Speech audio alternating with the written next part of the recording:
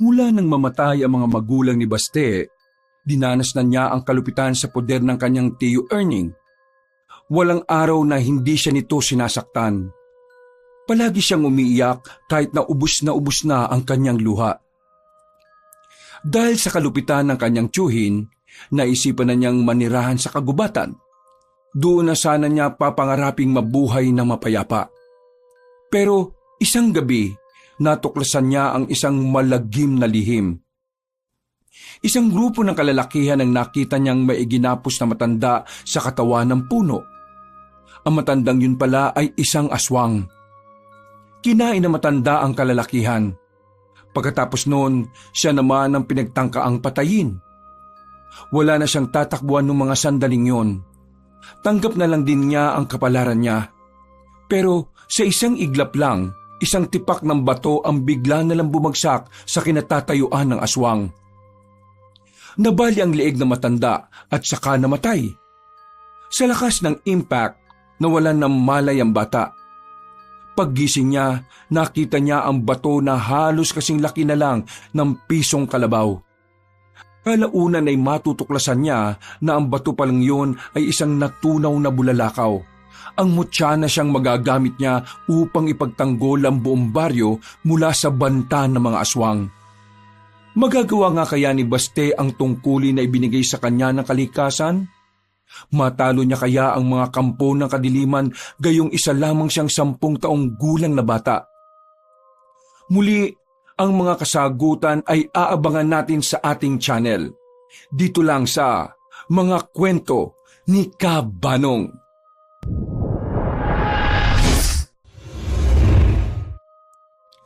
Pasa, sugat at bukol. Ito ang unang makikita sa murang katawan ng batang si Baste.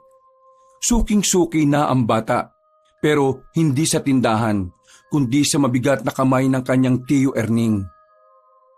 Mula nang mapunta siya sa poder ng matandang lalaki, walang araw na hindi siya nasasaktan. Bukod sa inaalila siya nito, nalalamog din ang katawan niya sa bawat suntok, sipa at sa bunot ni Mang Erning. Hindi alam ni Baste kung ano ba talaga ang kasalanan niya sa kanyang tiyo. Nung una naman kasi ay mabait ito sa kanya. Pero isa lamang palang pakitang tao ang bungad nito sa kanya. Dahil nang tumagal na rin siya rito, naranasan niya ang pagsilip sa impyerno. Iyo, tama na po.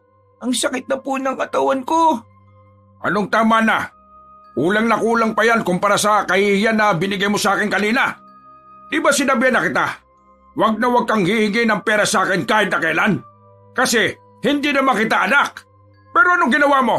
Humingi ka pa rin kahit na nasa sugalan ako. Yan! Natalo tuloy ako! Kasalanan mo eh! Iyo, wala naman po akong kasalanan kung hindi maganda ang barahan ninyo. Kasalanan po yun nagbabalasa. Kapag sumasagot ka ba talaga ha? Hindi ko po. Tama na po. Ang kapal ng mukha mong sumagot-sagot sa akin. Ako nagpapalamon sa iyo sa bahay na ito.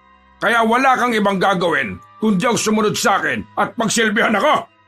Kung wala ko, baka nagpapalaboy-laboy ka na lang sa lansangan. Tama na po. Pakiusap po. Sana, pinabayaan na lang kitang mamatay sa gutom sa kalsada. Kasi wala ka rin namang kwente. Hindi kita mapakinabangan. Alam ko na. May naisip na ako para magkaroon ka ng silbi. Iyo, tama na po. Pagod na po ang katawan ko. Wala kang karabatang mapagod. Nabubuhay ka lang sa ngayon para manilbihan sa akin. Tumayo ka dyan. Pumunta ka sa bayan. Mamayang hapon mamalimos ka doon. Oo. Bingi ka ba? O tanga ka lang talaga? Ang sabi ko, manlimos ka sa bayan para may maiuwi ka naman pera sa akin. Palagi na lang ako nagpapalamon sa'yo. Abay, palabunin mo naman ako. Visit ka. Pero ang sabi po sa akin ni Papa noon, hindi raw po maganda ang panlilimos. Nasan ba ang Papa mo? Patay na, di ba? Sinong nasa harapan mo ngayon? Di ba ako? Kaya ako ang masusunod ngayon at hindi ang tatay mong patay na dahil sa katangahan niya. Ha? Hindi ko po. Bilisan mo! Sipahin kita dyan eh. Saan niyo po ko dadalhin? Anong saan dadalhin? Diyan ka sa bakuran. Iligid mo ang sarili mo sa lupa para magmukha kang marumi. Kailangan mong magbukang kawawa para makapanlimos ka. Ayoko pang manahimik ka. Manlilimos ka. Yun ang magiging trabaho mo. Kapag wala kang naiuwing pera, ha? Malilinti ka sa akin. Naintindihan mo ba ako? Sinipa pa na matandang lalaki ang balde sa gilid na tumama naman sa likuran ng bata.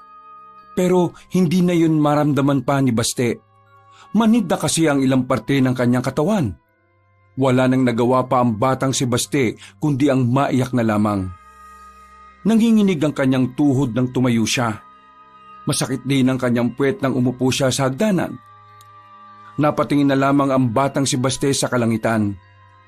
Noong umagang yon, naihiling na lamang niya sa Panginoon na sana bigyan siya ng bagong pag-asa. Mabilis na lumipas ang mga oras.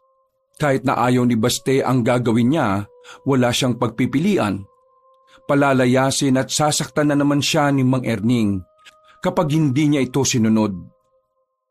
Marumi ang damit ng bata nang umalis na ito ng baryo. Nakisakay na lamang siya sa inuutong driver ng tricycle. Pagdating niya sa bayan, sinimulan na niya ang panlilimos. Pero mag-iisang oras na ay wala man lang nagbibigay sa kanya. Napaupo na lamang siya sa bangketa. Napatingala siya nang marinig ang pamilyar na tinig ng lalaki. Si Tommy, ang kanyang guro noong nag-aaral pa siya. "Oh, Baste, ano ginagawa mo rito sa bayan?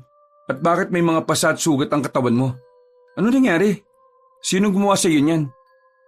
Oh, wala po ito.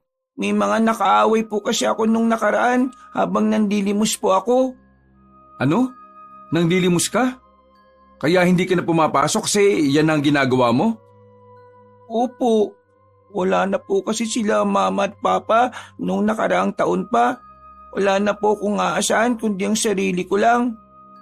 Kaya kailangan ko pong mamalimos. "Baste, magsabi ka nga sa akin ng totoo. Sino nanakit sa'yo? At sino nag-utos sa'yong gawin ang panlilimos na ito?" Wala po. Sariling desisyon ko po ito, Teacher Tommy. "Baste, alam mo na masama ang pagsisinungaling, di ba? Nakikita ka ng Diyos." Di ko na po alam kung anong masama at kung ano po ang mabuti. Sa mundong ito, parang normal na lang po ang lahat, lalo na po ang masasama. At kung nakikita po ko ng Panginoon, bakit niyo po ko inahayaang makaranas ng mga ganito? Hindi naman po ako masamang tao May kung anong kumirot sa puso ni Tommy. Hindi niya inakala na ganito na ang pananalita at takbo ng utak ni Baste.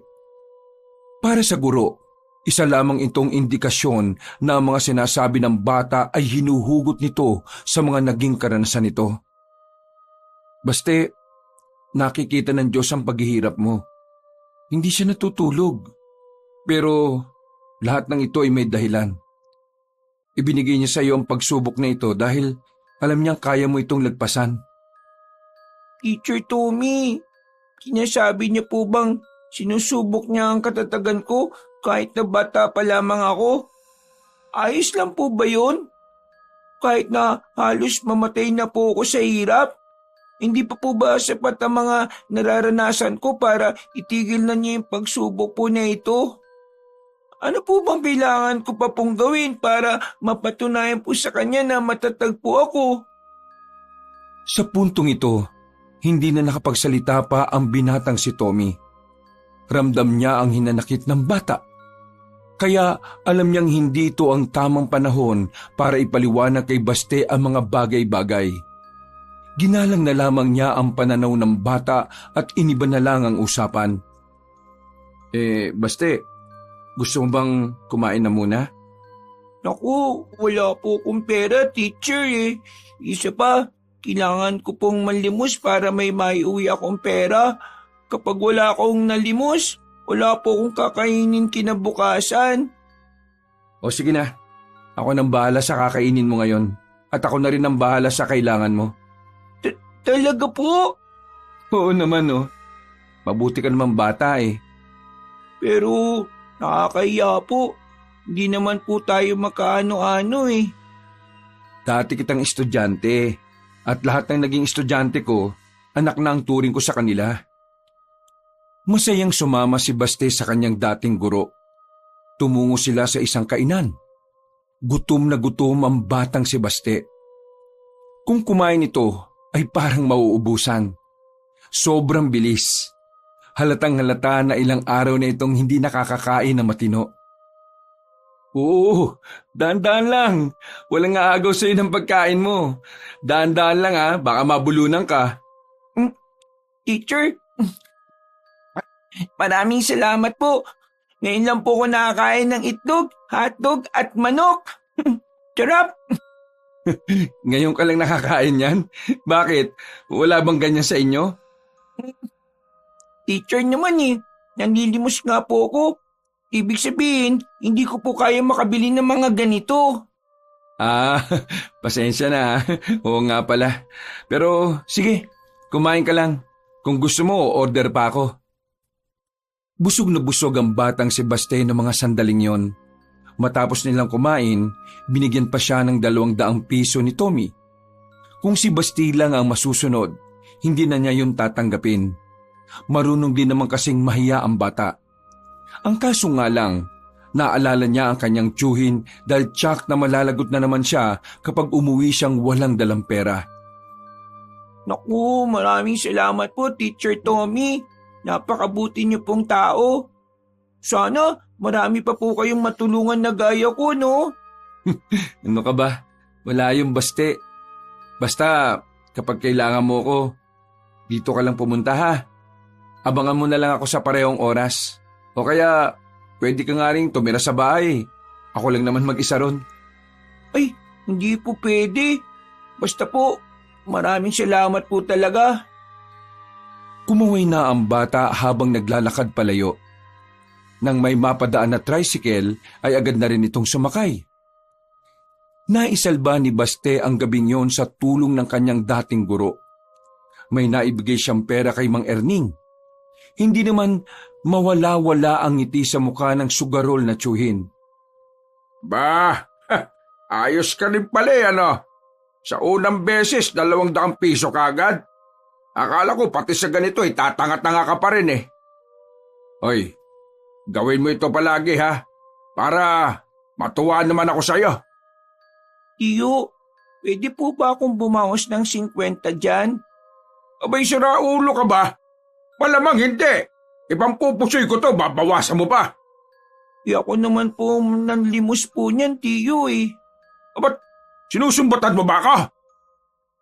Lumapit ang matandang lalaki at piningot ang tenga ng bata. Padabog nitong tinulak sa upuan si Baste at saka nagmura. Hoy, tigilan mo ako, visit ka ha. Good mood ako ngayon, wag mo sirain. Agad na ring lumabas ng bahay si Mang Erning. Natulala na lamang sa gilid ng bata. Nagsisisi siya na binigay niya ang lahat ng perang tinanggap niya kay Mang Tommy. Kaya naman, tinatak na niya sa isipan niya na sa susunod, babawasan na niya ang pera bago niya ito ibigay sa matandang lalaki. Oh, bakit kasi ayaw mo lang sumama sa akin? Kasi naman, ayaw mo pang sumama sa akin. Bagyang nagulat si Baste nang marinig ang malaking boses na yon sa labas ng bintana. Napatayo ang bata at saka napahawak sa dibdib.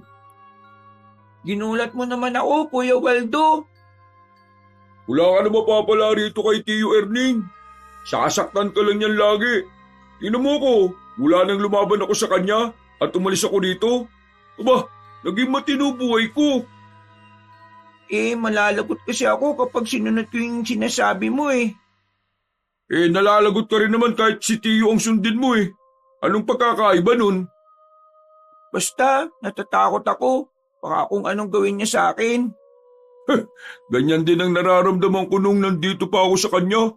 Pero nung malaman kong kaya ko palang tumakas dito, gumaan ang pakiramdam ko Sumama ka lang sa akin, sa grupo namin. Hindi ka masasaktan. Marami pa kaming pagkain. Ano bang grupo yan, Kuya Waldo? Baka mamaya masasamang grupo yan Anong masasama? Hindi kami masasama, no? Sa katunayan, Kami pa nga magiging tagapagligtas ng baryo natin kapag nagkataon eh. Ha? Tagapagligtas? Alam mo ba kung bakit? Kasi ang grupo ang lalaban sa mga masasamang elemento gaya na lang ng aswang. Ang sabi kasi sa amin ng lola ng isa naming kasama, totoo mga aswang at nalalapit na raw ang pagbabalik nila. Kaya naman, gumawa na kami ng grupo. Ang samahan na pupuksa sa masasamang elemento ng mundo. Halika na, sumama ka na sa amin. Akong bahala sa'yo. May nakita na ba kayong aswang, kuya? Ha? Wala pa. Saka na po ako sasali kapag napatunayan na pong totoo ang mga aswang.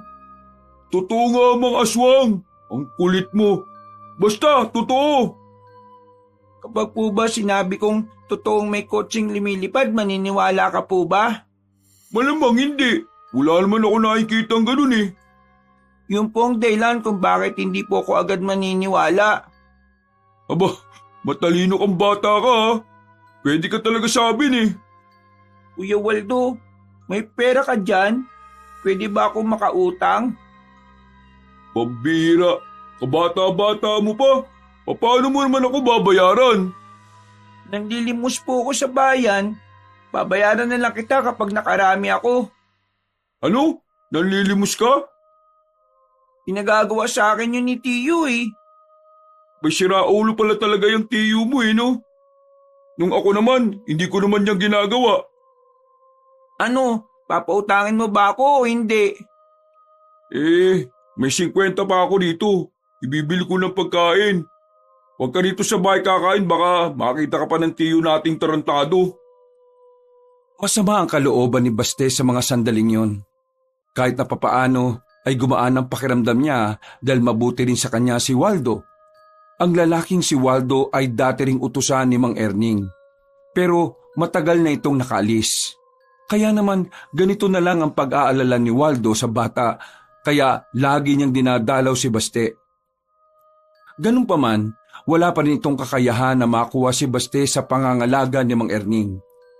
Nang mamatay kasi ang mga magulang ni Baste, si Mang Erning na ang nakasulat na guardian ng bata.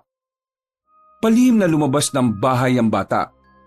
Malayo pa ang bilihan ng kanin at ulam, kaya nilakad niya yon hanggang dulo. Wala nang gaanong tao sa parting yon kapag gabi. Makikita na lang ng tao ay nasa loob ng bahay o kaya naman ng tindahan. Agad siyang kumain nang makita na ang karinderya. Pero hindi pa man siya natatapos, isang malaking kamay na ang dumakma sa maliit niyang balikat. Paglingon niya, galit na galit ang mukha ni Mang Erning. Mukhang talo na naman yun sa sugal at siya ang pagbubuntunan. Lagya ka! 200 lang binigay mo sa akin tapos kakain ka rito? Mami ka nga!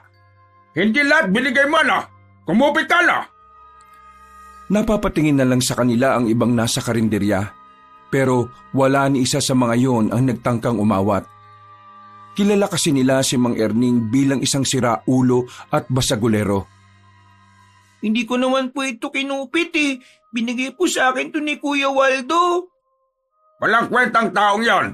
Kaya paano kanya mabibigyan ng pera? Siraulo ka ba? Ako ba talagang lokohin mo? Halika! Hinawakan na siya ni Mang Erning sa kwelyo at kinaladkad. Dinala siya nito sa bahay. Muli, naranasan na naman ni Baste ang masaklap na parte ng kanyang buhay. Nabugbog na naman siya na matanda. Habang binubugbog siya, merong tumawag kay Mang Erning. Sandaling natigil ang pananakit dahil may kinausap sa bakuran nila ang kanyang tiyuhin. Sinamantalanan niya ang pagkakataon. Nakita niya ang bintana na patungo sa gilid ng bahay nila. Habang nakikipag-usap pa si Mang Erning, wala siyang sinayang na pagkakataon. Tumalon na agad siya sa bintana. Iika-ika siyang tumakbo. Pinasok niya ang halamanan at nakarating siya sa masukal na kagubatan. Tila sumasabay din ang panahon sa kanyang pag-iyak sa mga sandaling yon. Bumuhos ang malakas na ulan. Pero tila hinugasan lang ng kalikasan ang nakakaawang katawan ng bata. Dahil 5 minuto lang ay tumigil na rin yon. Malakas na hangin na lamang ang namamayani sa kagubatan. Diyos ko, kung talaga nakikita mo po ako, nagmamakawa po ko sa inyo. Kunin niyo na po ako. Hindi ko na po kaya eh. Makailang ulit pang natutumba sa putikan ng bata. Pero hindi niya alam kung bakit pinipili pa rin niyang bumangon. Maya-maya pa, napatigil siya sa paglalakad nang biglang makarinig siya ng malalakas na boses. Ano ka ngayon, Mang Dodong? Sinabi ko naman sa iyo eh, wag na wag mong kakantin ng nanay ko. Kasi kayang-kaya kitang patayin ngayon. Hinanap ni Baste kung saan nagmumula ang tinig na yon. Nakita na lamang niya ang grupo ng kalalakihan. May dala-dala mga flashlight ang mga yon na tinututok naman sa mukha na matandang nakagapos sa puno. Kinabahan ng bata. Pakiramdam niya, makakasaksi siya ng isang krimen. Kita niya kasing may mga hawak na mahahabang patalim ang mga lalaki. Tudasin na yan! Nang makapagpahinga na siya! Tatagay na sana ng isang lalaki matanda, pero bigla na lamang yung umangil. Sa isang iglap, nakawala sa pagkakatali ang bihag nila. Malakas ito kaya nagawa nitong habultin ng isa sa mga lalaki para sakmalin. Hindi pa nakontento ang matanda. Sinakbal ulit nito ang isa pa hanggang sa isa na lamang ang natira. Wisit ka! Anong klaseng tao ka? Tinaga ng binata ang aswang pero nakailag lang ito. Hahabulin na sana na matandang aswang ang lalaking yon pero bigla na lamang sininok si Baste. Narinig siya ng aswang na agad din namang lumingon sa kanya. Dahil dito, dumaloy na ang kaba sa sistema ng bata. Sa sobrang takot, naihin na rin siya sa salawal. Hindi niya alam ang gagawin niya. Pakiramdam ng bata, yun na ang huling sandali niya sa mundo. Hindi siya makapagsalita. Hindi rin siya makagalaw. Pinagmamasdan lang niya ang marahang paglapit sa kanya ng matandang aswang. Hanggang sa bigla na lamang itong lumundag sa harapan niya. Akmang sasakbalin na siya nito, nang bigla na lamang may bumagsak na bato sa kinatatayuan nilang dalawa. Tinamaan ng aswang at nabali ang leeg nito. Gumawa naman ng malakas na impak ang pagbagsak ng batong yon sa lupa. Dahilan para maging si Baste ay maapektuhan. Pansamantalang nabingi ang bata. Umikot na rin ang paningin niya. Hindi niya alam kung ano ang nangyari. Pero nararamdaman niya ang kakaibang enerhiya na naglalaro sa buo niyang katawan. Bumagsak siya sa lupa. Nangisay-ngisay kaunti. Hanggang sa hindi na niya alam ang mga sumunod na nangyari. Nawala na siya ng malay. Nang magising ang batang si Baste, ay nakakaramdam siya ng pamamanhid sa kanyang buong katawan. Sinubukan niyang bumangon, pero nahihilo siya. Natumba lang siya ulit. Napatingin siya sa gilid kung saan naroon ang misteryosong bato na umuusok-usok pa. Kahit nahihirapan siyang kumilos, marahan niyang hinawakan ng bato. Nagtataka ang bata dahil hindi siya napapaso sa bato. Pero ilang sandali lang, bigla na lamang may kung anong kuryente ang dumaloy sa buo niyang katawan. Nangisay-ngisay ang bata. Tumagal yun ng halos 2 minuto. Nang maging kalmado na ang bata, muli niyang tiningnan ang bato na hawak-hawak niya. Anong nangyayari sa akin? Ano itong nararamdaman ko sa katawan ko? Pinakiramdaman ni Baste ang kanyang sarili. Nang matansya niyang kaya na niyang kumilos, marahan siyang bumangon ulit. Sa pagkakataong ito, tila ba ang gaan-gaan ng kanyang pakiramdam. Hawak-hawak niya pa rin ang bato sa palad niya. Noong mga sandaling yon, saka lamang niya napagtanto kung ano ang hawak-hawak niya. Hindi kaya ito'y parte ng bulalakaw? Bago pa may makakita sa kanya roon, nagmamadali na siyang tumakbo. Hindi niya maintindihan ang kanyang nararamdaman. Para siyang muling nabuhayan. Para siyang isinilang uli. Nang makalabas na siya ng kalsada, nang matamaan na ng direktang liwanag ang kanyang buong katawan, mas lalong nagtaka si Baste. Nawala na ang mga galos niya sa katawan. Wala na ang mga sugat, mga bukol at pasa. Ha? Gumaling na ako kaagad? Wala na masakit sa akin? Ala, baka patay na ako. Teka, kailangan ko malaman kung patay na ba ako o hindi. Ay, ayun, si Kuya Waldo. Tama, susuntukin ko siya. Kapag tumagos ako, ibig sabihin patay na ako. Kapag hindi, ibig sabihin buhay pa ako. Nagmamadaling nilapitan ni Baste ang binatang si Waldo na abalang bumibili sa tindahan. Sinuntok niya ang binata sa puwet. Napari naman ito sa kanya. Aray! Wisit! Ano bang ginagawa mo, Baste? Tapos kitang bigyan ng 50, ito'y susukli mo. Eh, sorry, nasaktan po kayo. Malamang! Sinuntok mo pet ko tapos magtatanong ka kung nasaktan ako. Anong gusto mo? Umungol ako sa sarap? Ibig sabihin hindi pa ako patay. Pinagsasabi mong bata ka. Hinila ni Baste ang pinsan niyang si Waldo. Dinala niya ito sa walang masyadong tao na makakakita sa kanila. Uy, ano bang problema mo? Yung sukli ko hindi ko tuloy nakuha. May sasabihin ako sa iyo, Kuya Waldo. Importante pa sa sukli mo. Eh ano nga yun? May nakita kasi akong aswang kanina eh. Ha? Sigurado ka ba? Opo. Gusto mo ituro ko sa iyo kung nasaan eh. O sige, dali mo ako ron, bilis. Walang sinayang na pagkakataon ng dalawa. Kahit medyo maputik, ay mabilis silang nagtungo sa pinangyarihan. Hindi makapaniwala si Waldo sa kanilang inabutan. Naroon pa rin kasi ang bangkay na matandang aswang. Kanina habang nandito ako sa gubat, nakita kong tinali siya ng mga kalalakihan. Tapos bigla na lang siyang nakawala. Nilapan niya po yung mga kalalakihan, Kuya Waldo. Pero yung isa lang ang nakaligtas. Nakita ko ng aswang kanina. Kakainin na niya sana nga ako eh. Pero ano? Pero biglang may bumagsak na bato. Isang bato na kasing laki lang ng pisong kalabaw. Medyo malapad siyang bato at nakita ko siya. Umuusok siya.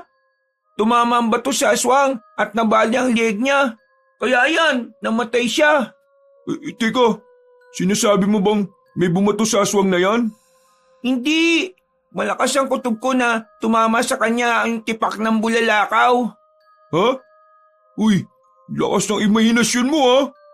Hindi ako gumagawa ng kwento. Tingnan mo yung lupa. Nang ibaba ni Waldo ang tingin sa lupa, ay nakita niyang tila pahukay ang kinatatayuan nila. At ito yung bato na sinasabi ko. Oh. Kanina umuusok siya. Ngayon hindi na. Nang hawakan ko siya, may nararamdaman akong kakaiba sa katawan ko. Hindi ko alam kung ano pero hindi naman siya nakakasama sa akin. Tiningnan ni Waldo ang bato. Ngayon lamang nakakita ng ganoong klaseng bato ang lalaki. Hindi ito makapaniwala. Alam niya kasi kung ano yun. Nanlalaki ang mga mata niyang hinawakan sa balikat ang kanyang pinsang bata. Bakit, Kuya Waldo? Mayaman na ba tayo? Si Raulo, hindi ito tungkol sa yaman. Baste, ikaw ang kauna-unahang nilalang na nagkaroon ng mutya. Mutya ng bulalakaw. Ha? Mutya ng bulalakaw? Oo, ang mutya ay nagtataglay ng kapangyarihan at kung sino lang ang nilapitan ng mutya, tanging siya lang ang makakagamit nito. Basta, sabi mo sa akin, wala ka bang nararamdaman ngayon sa katawan mo? Meron po. Parang ang gaan-gaan po ng pakiramdam ko. Pakiramdam ko kapag tumakbo ko mabilis. Baste, ikaw na talagang tagapangalaga ng mutya ng bulalakaw. Huwag ka na munang maingay ha. Dapat tayong dalawa lang nakakaalam ng tungkol dito. Hanggat hindi natin alam kung ano ang tunay na kapangyarihan niyan. Umangon na lamang ang batang si Baste. Naniwala siya kay Waldo dahil batid niyang una pa lang ay marami na itong alam sa mga ganoong bagay. Kahit na alam niyang masasaktan siya, ay bumalik na lang siya ulit sa bahay ng kanyang tiyuhin. Sakto naman na naroon na matandang si Erning. Mainit na naman ang ulo. Pagpasok pa lang niya sa pinto, kaldero na agad ang lumipad mula sa direksyon niya. Pero laking gulat ni Mang Erning nang masaluyon ng bata. Kahit si Bastirin ay hindi makapaniwala. Aba, marunong ka nang gumanyan ha, may pasalo-salo ka na ha. Sinundan pa ni Mang Erning ng isa pang kaldero, pero sa puntong ito ay nailagan na ni Baste. Lalong nanggalaiti ang matanda. Kinuha naman ito ang walis tambo sa gilid. Pinalo nito si Baste pero nakailag ulit ang bata. Kitang-kita ni Mang Erning kung papaanong mabilis na kumilos ang bata. Hoy, paano mo nagagawa yung lentik ka ha? Ang ano po? Nagbabangmangan ka pa? Umamin ka! May sa demonyo ka na ba? Sinanla mo na ba sarili mo sa demonyo para kalabanin ako? Hindi ko po alam ang sinasabi niyo, Tiyo. Nagugutom na po ba kayo? Kumalma si Mang Erning. Napagtanto nitong hindi niya matatamaan si Baste. Pero napapaisip pa rin ito kung papaanong nangyayaring nakakailag ang pamangkin niya. Gayong noon ay madali niya lang itong natatamaan. Ihanap mo ako ng pagkain. Baka masipa pa kita dyan eh. Bigyan niyo po ako ng pera. Bibili po ako kagad. Ha? Tiyo, Wala akong pera dito. Siraulo ka ba? di po ba? Alam niyo naman na pag bibili sa tindahan, kailangan po may pera. Teka nga, ginagawa mo ba akong tanga? Nanggigil na naman ang matanda. Tumayo ito at saka sinampal sa mukha ang bata. Pero agad namang gumana ang mutya ng bulalakaw. Sa halip na si Baste ang masaktan, ang matandang lalaki pa ang dumaing. Aray ko! Tigas kang mukha mo ah! Hindi ka normal! Bakit ganyan ang mukha mo? Bakit mainit ang mukha mo? Nakakapaso! Hindi ka na normal! Demonyo ka! Isa kang diablo! Parang mababaliw ang kanyang tiyuhin ng mga sandaling yon. Agad itong lumabas ng bahay at tumakbo. Naiwang mag-isa si Baste. Muli niyang tiningnan ang bato. Maraming salamat. Alam kong ikaw ang tumulong sa akin para hindi ako masaktan. Diyos ko, salamat dito sa regalo niyo ha. Nakangiti ang bata. Sa ganoong paraan, parang nakalimutan na agad ni Baste ang masamang karanasan niya sa kanyang tiyuhin. Kinaumagahan, saka lamang umuwi ang kanyang tiyo. Nababahala pa rin ang mukha nito nang tumingin sa kanya. Para bang natatakot na ito sa kanya. Ang dating matapang, tila nawala na rin ang yabang. Tiyo, hindi niyo ba ako sasaktan ngayong araw? He! Lumayas ka rito sa pamamahay ko! Isa kang diablo! Basta demonyo ka! Hindi ka pang karaniwang bata! Kaya lumayas ka na dito! Tiyo, ibang basti na ito.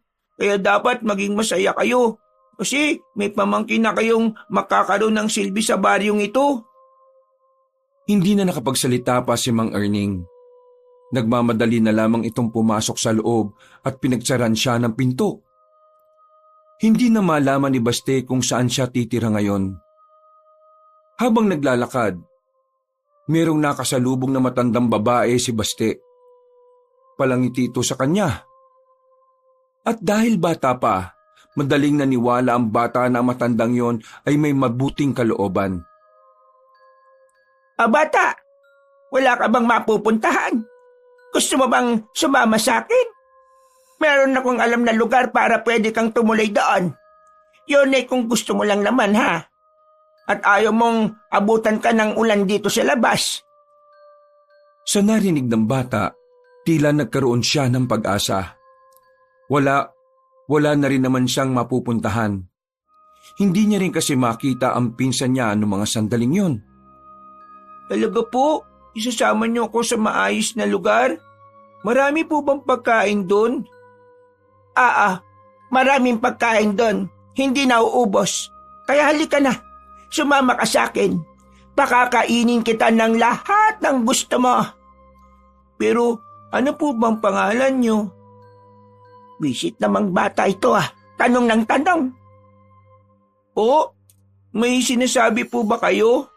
Ha? Hindi. Wala naman. Ang pangalan ko ay Gemma. Aling Gemma ang tawag sa akin ng mga nakakakilala sa akin. Kaya Aling Gemma na lang din ang itawag mo. Ano? Sasama ka ba sa akin? Opo, isama niyo po ko. Gusto ko na pong makakain ng marami tsaka masasarap na pagkain eh. Hinawakan na ni Aling Gemma ang bata sa kamay. Pangiting-ngiti pa si Baste sa mga sandaling ito. Wala itong kamalay-malay kung ano ba talaga ang binabalak na matandang babae sa kanya. Mga ilang sandali lang, sumakay sila sa itim na sasakyan. Pagpasok ng bata ay nagkunwari siyang nawalan ng malay. Nakita niya kasi sa loob na may mga lalaking nakatakip ang muka at inutusan yun ni Aling Gemma. Sa murang edad, alam na agad ni Baste na hindi tama ang nangyayari. Pero sumabay na lang din siya sa agos ng mga kaganapan. Lumipas ang maghapon, tumigil na ang sasakyan. Binitbit na rin siya at ipinasok sa isang abandonadong warehouse. Iniligay si Baste kasama ng mga iba pang bihag ng bata. Grabe, may magaganap palang ganito. Napatingin si Baste nang makita niya ang matandang si Gemma. Nakangiti ito sa kanya na parabang nang iinsulto. Manloloko ka. Ang sabi mo sa akin, dadalhin mo ako sa lugar na maraming pagkain. Pero anong ginagawa ko dito? Ang mga kagaya mong sugapa sa pagkain, madali lang talagang maloloko. Hintayin nyo na lang ang client namin at papadala na rin namin kayo sa kanila. Anong gagawin nila sa amin? Depende. Bakit hindi mo na lang itanong sa kanila mamaya? Makakakawala ako dito, Manang. At kapag nangyari yun, magbabayad ka sa akin sa ginawa mo sa aming mga bata. Ay, natakot naman ako. Ang kaso nga lang, paano ka makakatakas dyan? Wala ka namang susi. Lumabas na ang matandang babae. Sumunod naman ang mga tauhan nito. Noong mga sandaling yun, bumuntong hininga si Baste. Sinusubukan niyang makipag-ugnayan sa mutya. Nang sa ganun ay magamit niya ito para makatakas sila. Mutya ng bulalakaw, tulungan mo naman ako. Kailangan ko makatakas dito. Makalipas ang ilang minuto, narinig nilang may mga dumating ng sasakyan. Mula sa kinilalagyan nila, nasipat ni Baste ang isang magandang babae na lumabas mula sa magharang kotse. Kinausap ito ni Gemma tungkol sa bentahan ng mga bata. Kompleto na ang 15 bata.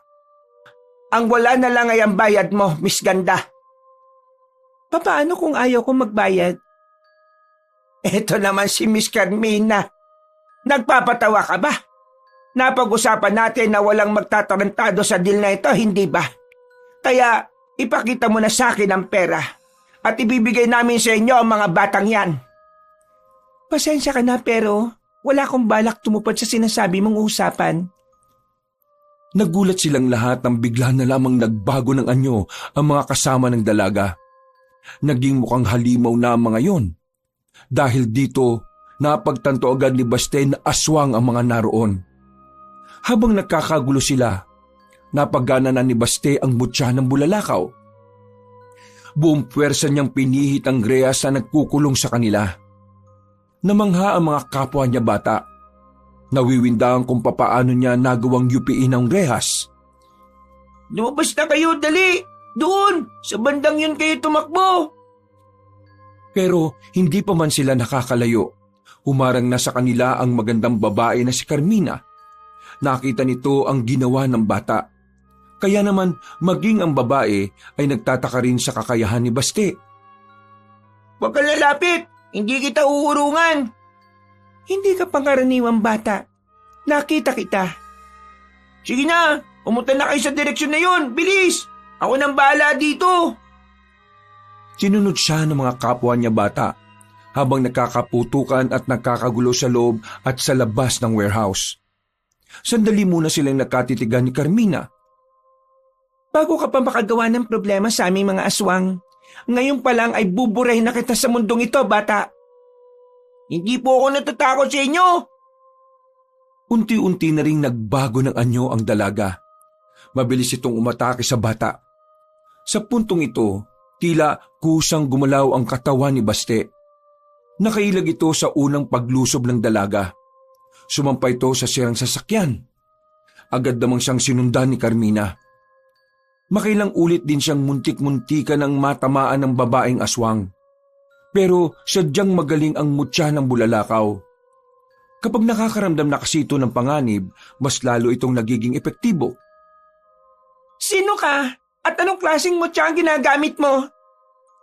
Ako si Baste, ang tagapangalaga ng mutya ng bulalakaw. Mutya ng bulalakaw? Nagpapatawa ka ba? Walang ganyang klase na mutya. Sa muling pag-atake ng babae kay Baste, ay nakakuha ng tamang pagkakataon ng bata para siya naman ang makaatake. Pag-ilag niya, ay saka naman siya sinuntok ng dalaga sa tagiliran. Sa lakas ng suntok, napasuka agad ng dugo si Carmina. Namimilog ang mga mata nito. Hindi makapaniwala sa ginawa ng bata. Sino ka bang visit ka? At bakit kakaibang lakas mo? Lalong nanggigil ang babaeng aswang. Napukaw na tuloy ni Baste ang atensyon din ng iba pang aswang na kasama ng dalaga. Kaya naman sabay-sabay nang umatake sa kanya ang mga nilalang na yon. Pero sa hindi malamang dahilan, bigla na lamang may pumasok na ideya sa kanyang utak. Mataas niyang tinalo ng ilaw ng warehouse. Hinampas niya yun ng hawak niyang kahoy. Nang dumilim na ang buong paligid, sa kanya isa-isa ang mga kalaban niya. Walang nakapalag sa bilis ng bata. Bawat suntok niya may tumutunog na nababaling buto. Nasa ka bang bata ka? Magpakita ka! Nandito lang po ako sa tabi niyo. Tinapakapapa ni Carmina ang bata, pero nabigla na lamang ang dalagang aswang nang may suntok na rin siyang natanggap sa kanyang tagiliran. Hindi pa roon natapos ang lahat. Sinundan pa ni Baste ng isa pang suntok sa tagiliran, hanggang sa makalabas na sila ng warehouse. Sa puntong ito, nakita na ni Baste kung papaanong namimilipit na si Carmina. Hindi kita hayaan na magtagumpay sa masama mong binabalak. Wisit ka talagang bata ka. Wisit! Wala nang nagawa ang dalaga. Ibinuka na nito ang pakpak at saka nagmamadaling umalis. Inasikaso na lamang ni Baste ang kapwa niya bata na hindi pa rin nakakaalis. Saan madadali ng mga batang yan? Lubayan mo na nga ang mga bata. Papakain kita sa mga aswang kapag hindi mo pa tinigilan ng ginagawa mo masama. Nang biglang umilaw ang mga mata ng bata, ay natakot si Aling Gemma. Kagayang-kagaya ng reaksyon ng mukha nito ang reaksyon ng mukha ng kanyang tiyuhin. Tumakbo na lamang paalis sa matandang babae. Samantala, magkakasama namang umalis sa mga bata. Naglalakad lamang sila sa gilid ng kalsada nang may mapadaan na truck ng mga sundalo. Agad yung pinara ni Baste. Dahil kahina-hinala ang pagkakaroon ng maraming bata sa ganong klase ng lugar, hinintuan sila ng mga sundalo. Isinakay sila at saka dinala sa kampo. Iisa lang ang sinabi ng mga bata sa bawat tanong ng mga sundalo. Napapakamot na lamang sa ulo ang mga yon. Hindi kasi naniniwala ang mga sundalo. Pero para matigil na ang usapan na yon, nagdesisyon na lamang ang mga sundalo na ihatid sila sa kani-kanilang baryo. Si Basti lamang ang naiibang baryo. Halos lahat pala ng kasama niyang bata ay magkakakilala. Sa nangyaring yun, mas lalong napagtanto ng bata na kailangan siya ng mga tao. Hindi niya pa alam kung hanggang saan ang kakayahan niya at ang mutya ng bulalakaw. Ang alam niya lamang sa mga sandaling ito, kailangan niyang gumawa ng paraan para iligtas sa mga tao. Lalo na't unti-unti nang nagkakaroon ng espasyo ang mga aswang sa kanilang probinsya. Nang makabalik si Baste sa kanilang baryo, hindi na niya alam kung saan siya pupunta. Pinagbawalan na siya ng kanyang tiyuhin. Natatakot na kasi ito sa kanya. Ipinagkalat na rin ni Mang Erning na kampo ng dyablo ang bata dahil sa kakaiba nitong lakas at bilis. Hinanap niya si Waldo sa mga sandaling yon, pero hindi na yun makita-kita pa. Kaya naman nagtungo na lamang siya sa bayan sa pagbabakasakaling makita niya ang dating guro. Yun na lamang ang pag-asa niya para magkalaman ng kanyang tiyan. Pagdating niya roon, pumesto na agad siya sa tagpuan nila ng guro. Dakong hapon, hindi nga siya nagkamali. Dumaan doon ang binatang si Tommy. "Oh, mabuti naman at nandiyan ka. Hinintay mo ba talaga ako?" Opo eh. Kasi nagugutom na po ako. Wala naman po kong malimusan. Diyos ko, sumama ka na nga lang sa akin, dun sa bahay, para kahit na papano may tumitingin sa'yo. Saan po ba kayo nakatira? Sa Barrio Alfonso ko. Malayo ba yun sa inyo? Hindi ko po alam yun eh. Pero pakiramdam ko po, ligtas po ako dyan kasi ikaw na po ang kasama ko. Oo naman no. Payapa at tahimik sa lugar namin. Isa pa, ako lang naman mag-isa sa bahay. Tara, sumama ka na sa akin. Pinakiramdaman muna ni Baste ang binata. Inalam niya kung may binabalak ba sa kanyang masama si Tommy. Kahit na alam naman niyang mabuting tao ang guro. Nagkaroon na kasi siya ng trauma dahil kay Aling Gemma. Sumakay sila ng tricycle. Mula sa bayan, bumiyahe lang sila ng halos 10 minuto. Medyo mabagal pa sila dahil malubak ang kanilang dinaanan. Noong mga sandaling yon, pakiramdam ni Baste ay nakalaya na siya ng tuluyan sa kalupitan ng kanyang tiyo. "Oh, nandito na tayo. Pasensya ka na ha. Maliit lang bahay ko ha." Hindi naman po maliit. May taas mga po eh. Pero bakit po kayo mag-isa lang? Wala po ba kayong asawa? Huminga ng malalim si Tommy. Naramdaman ni Baste ang kaunting kalungkutan na nabubuo sa mga mata ng guro. Wala na siya eh. Nakahanap na ng iba. Mas masaya siya ron eh. Kaya hindi ko na siya pinigilan pa. Hindi ko po alam kung ano yung nangyari pero sana mahanap niyo na rin po yung babaeng para sa inyo. Nako, tsaka na yan. Nakatuon ako ngayon sa pagtuturo. Ngayong bakasyon na, itutuon ko naman ang atensyon ko sa pagpapalusog ng katawan. Tara, masok na tayo sa loob. Tuwang-tuwa ang batang si Baste na makakain na rin siya sa wakas. Mas lalo pa siyang naging masaya nang malaman na pansamantalang doon na muna siya titira. Wala na rin kasing trabaho ang binatang si Tommy dahil magsisimula na ang bakasyon. Tulungan mo na lang ako minsan sa mga gawaing bahay gaya lang ng mga pagwawalis, paghuhugas ng pinggan. Minsan kasi umaalis din ako lalo na sa gabi. Ano pong ginagawa niyo sa gabi, Teacher Tommy? Isang gawain na hindi dapat malaman ng isang batang kagaya mo. Po? Bakit po? Kasi po delikado? Magsasalita pa sana si Tommy pero napatigil siya sa kanyang narinig.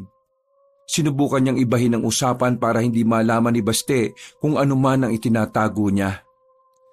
Hindi naman. May mga pinupuntahan lang ako na kaibigan. Alam mo na, inom-inom ng alak. Bawal sa bata yun, di ba? Sir Tommy, maniniwala po ba kayo kung sasabihin ko po sa inyo na kaya kong maramdaman kung ang isang tao ay may tinatago o wala? Ha? Anong ibig mong sabihin? Sir Tommy, di ko alam kung ano ang sikreto nyo pero nararamdaman ko pong may ginagawa kayo sa gabi. Sabi nyo po noon, masama ang nagsisinungaling. Kaya gusto ko pong magsabi kayo ng totoo sa akin. May kinalaman po ba ito sa mga aswang? Sumeryoso na ang mukha ni Tommy. Hindi niya alam kung papaanong nagkaroon ng ideya ang bata. Alam kasi ng binata na mangilan-ngilan pa lang ang nakakatuklas ng tungkol sa mga panganib na dala ng mga aswang. Teka, paano ka nagkaroon ng ideya tungkol sa mga ganitong bagay? Muntikan na po akong mapatay ng aswang sa kagubatan Pero dahil sa isang pangyayari, himala ako nakaligtas. Tinamaan ng aswang ng tipak ng bulalakaw. At ang tipak ng bulalakaw na yon ang siyang ginagamit ko ngayon para labanan sila. Inilabas ni Baste ang mutya ng bulalakaw na sa mga sandaling yon ay aktibong-aktibo.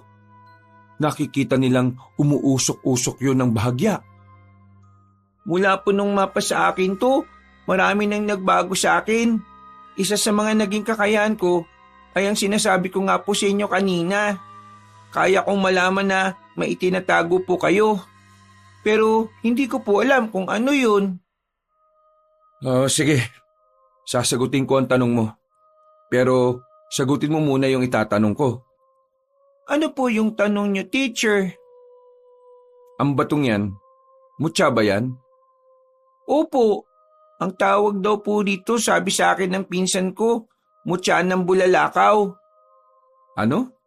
Mutya ng bulalakaw?